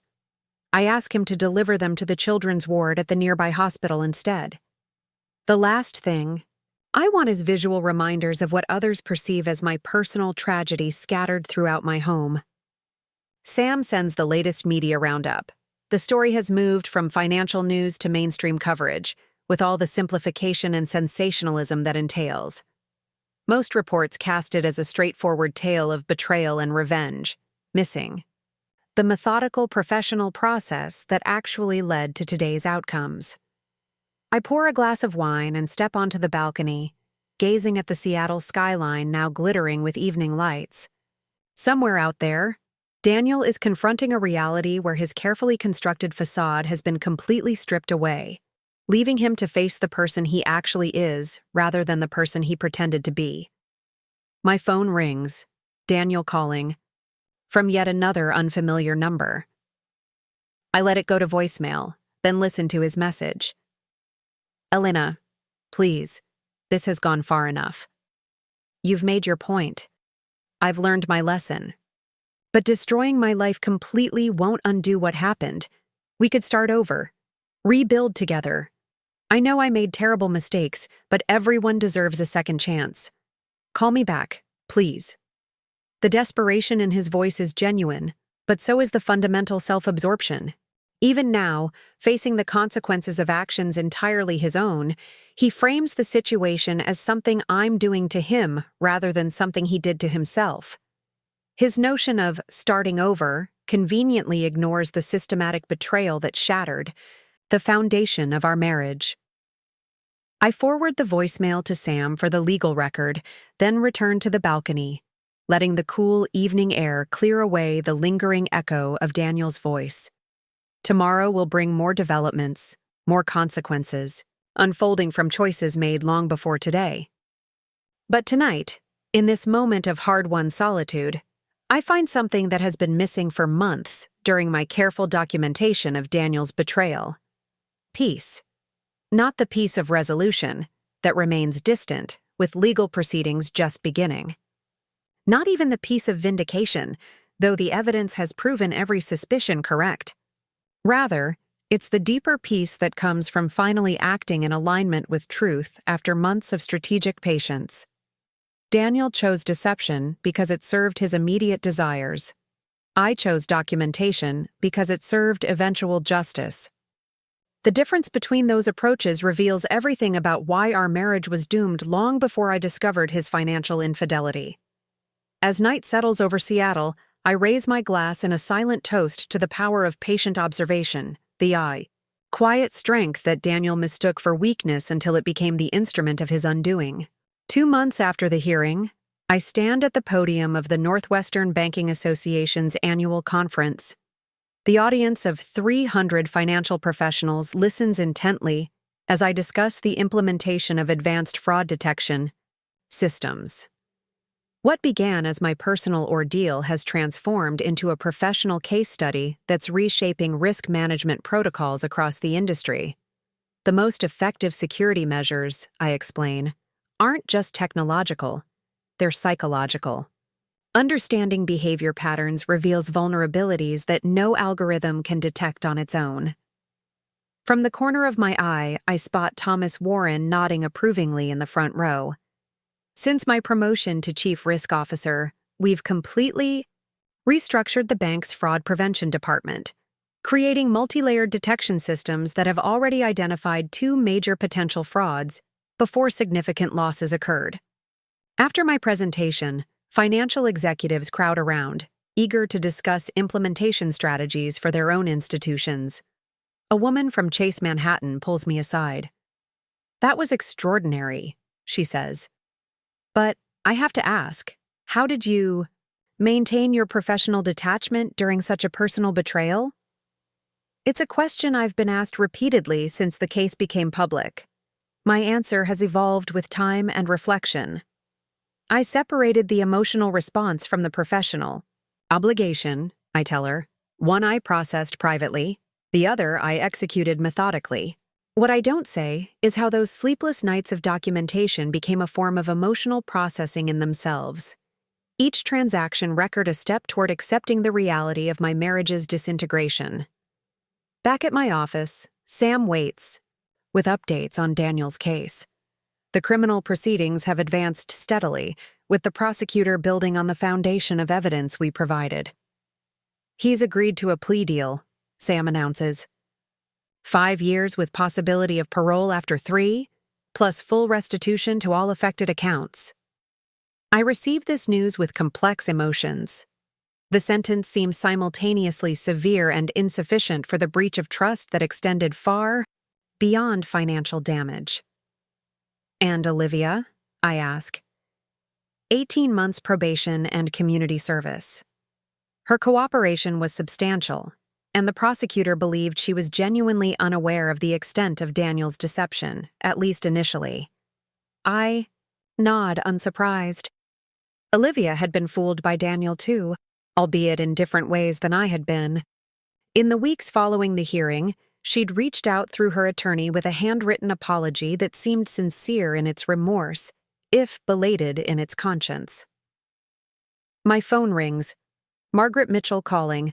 Despite everything, we've maintained contact, our relationship evolving into something more authentic than the performative daughter-in-law role I'd previously occupied. Elena? Her voice carries the warmth that survived this family earthquake. Richard and I wanted you to know before you hear elsewhere. Daniel signed the divorce papers this morning. This final formality feels anticlimactic after everything that's transpired. The legal dissolution of our marriage is merely paperwork catching up to a reality established months ago. How is he? I ask, not from lingering attachment but from basic human concern. Margaret sighs. Coming to terms with reality finally, the facade is gone. Without it, he's having to confront who he actually is versus who he pretended to be. That's a necessary reckoning, I observe. Yes, she agrees. One that should have happened years ago, before so much damage was done. After we hang up, William arrives with the final forensic accounting report, the complete documentation of Daniel's financial manipulations spanning 3 years. The pattern is even clearer with the full timeline assembled. Small experimental diversions growing progressively larger as his confidence increased, acceleration once Olivia entered the picture, then increasingly desperate maneuvers as he planned, their departure. It's remarkable how consistent the behavior pattern was, William notes. Once you knew what to look for, it was almost predictable. Most deception follows patterns, I reply. The challenge is recognizing them before the damage becomes irreparable. That evening, I attend the bank's quarterly reception, my first major social event as Chief Risk Officer. Colleagues who once knew me primarily as Daniel's wife now approach with professional questions and collaborative proposals. My identity has shifted fundamentally in these circles, the transformation from accessory to authority now complete. Thomas joins me by the windows overlooking Elliott Bay, champagne flute in hand. The board is thrilled with the new security. Implementations, he informs me. Risk incidents are down 28% this quarter alone.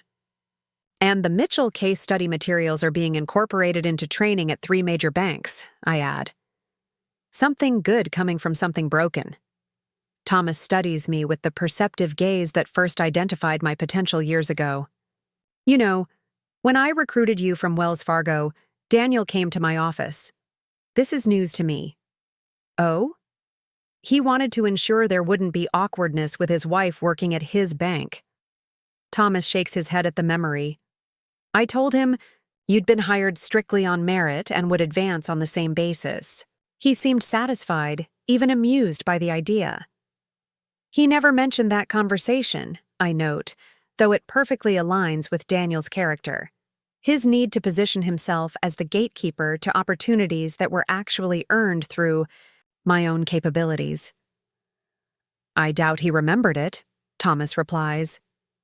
It wasn't important to him because he didn't view your career as consequential. That blind spot was ultimately his undoing. Later that night, I returned to the penthouse that now feels fully mine, having removed or replaced the remnants of Daniel's presence. The space reflects my aesthetic preferences rather than the carefully curated image of success he had insisted upon. Fewer status symbols, more books, more comfort, more authenticity. My security system alerts me to an email from an unfamiliar address. The subject line stops me cold. Before I go, Daniel. Against better judgment, I open it. Elena, tomorrow I begin serving my sentence. Before entering that chapter, I needed to write to you one last time. I won't ask for forgiveness. What I did was unforgivable. I won't offer explanations. My actions speak for themselves. I won't even ask for understanding. I barely understand myself why I destroyed everything good in my life. What I will say is this. You were never what I thought.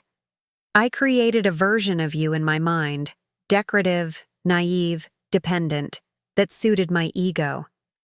That fiction was comfortable because it made me feel superior, in control. The real you was always there, watching, analyzing, seeing through me. I just refuse to see you. I don't expect a response. I just needed you to know that in losing everything, I've finally gained one thing: clarity about who you really are and who I pretended to be. Daniel.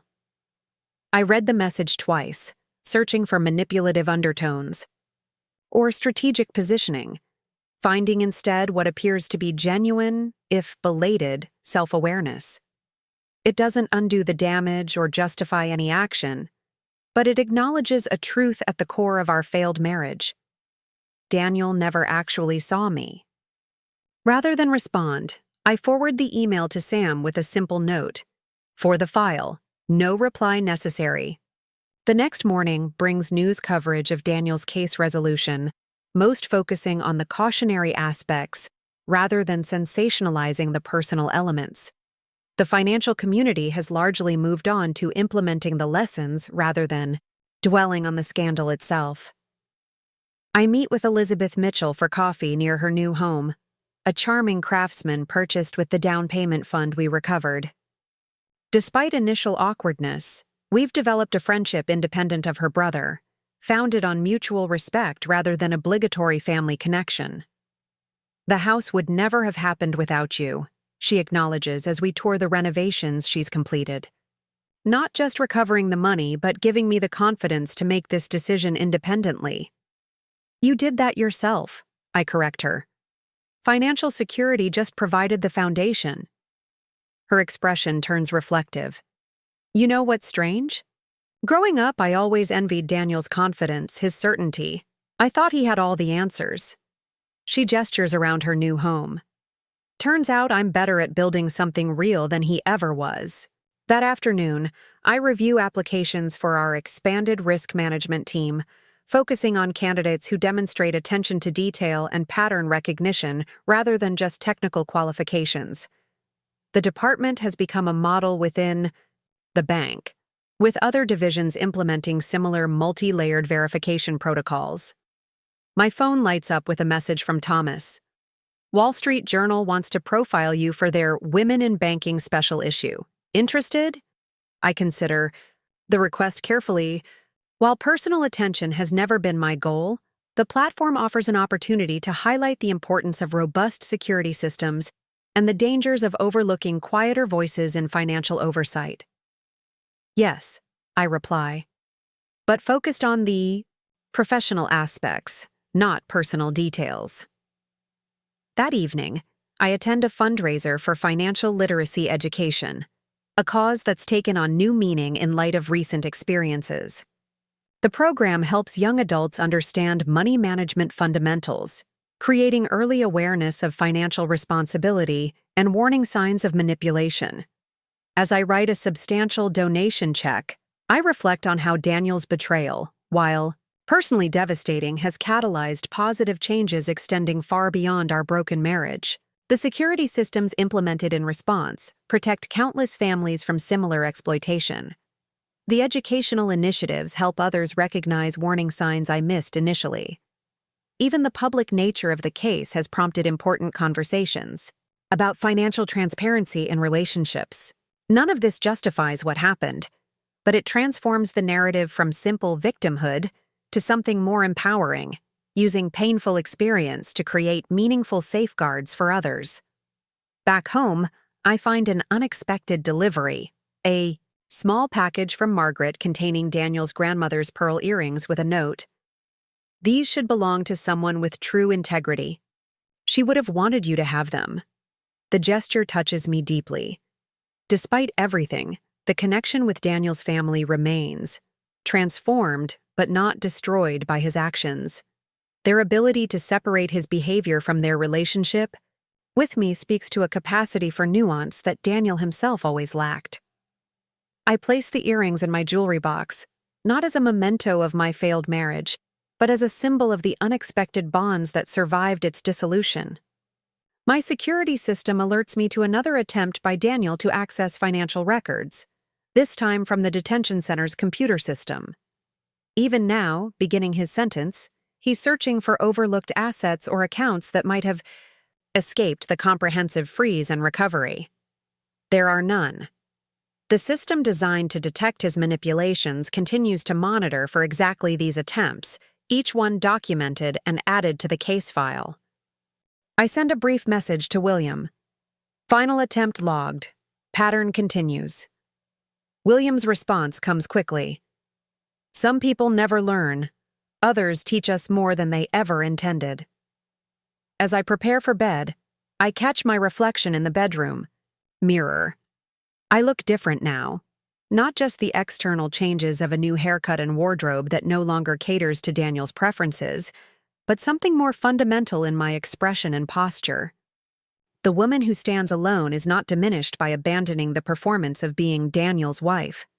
She is enhanced by embracing her authentic self, observant, methodical, patient.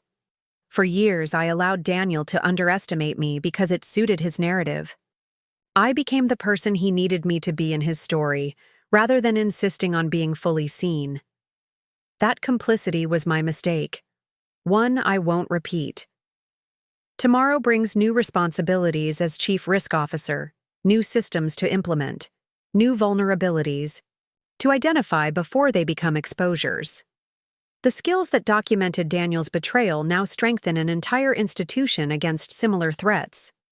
The quiet observation he dismissed as passivity has become recognized as one of my greatest professional strengths. In the end, Daniel's most consequential error wasn't the financial fraud or even the infidelity. It was his fundamental failure to recognize that sometimes the most dangerous person in the room is the one you've trained yourself not to see. Up next, you've got 2 more standout stories right on your screen. If this one hit the mark, you won't want to pass these up. Just click and check them out.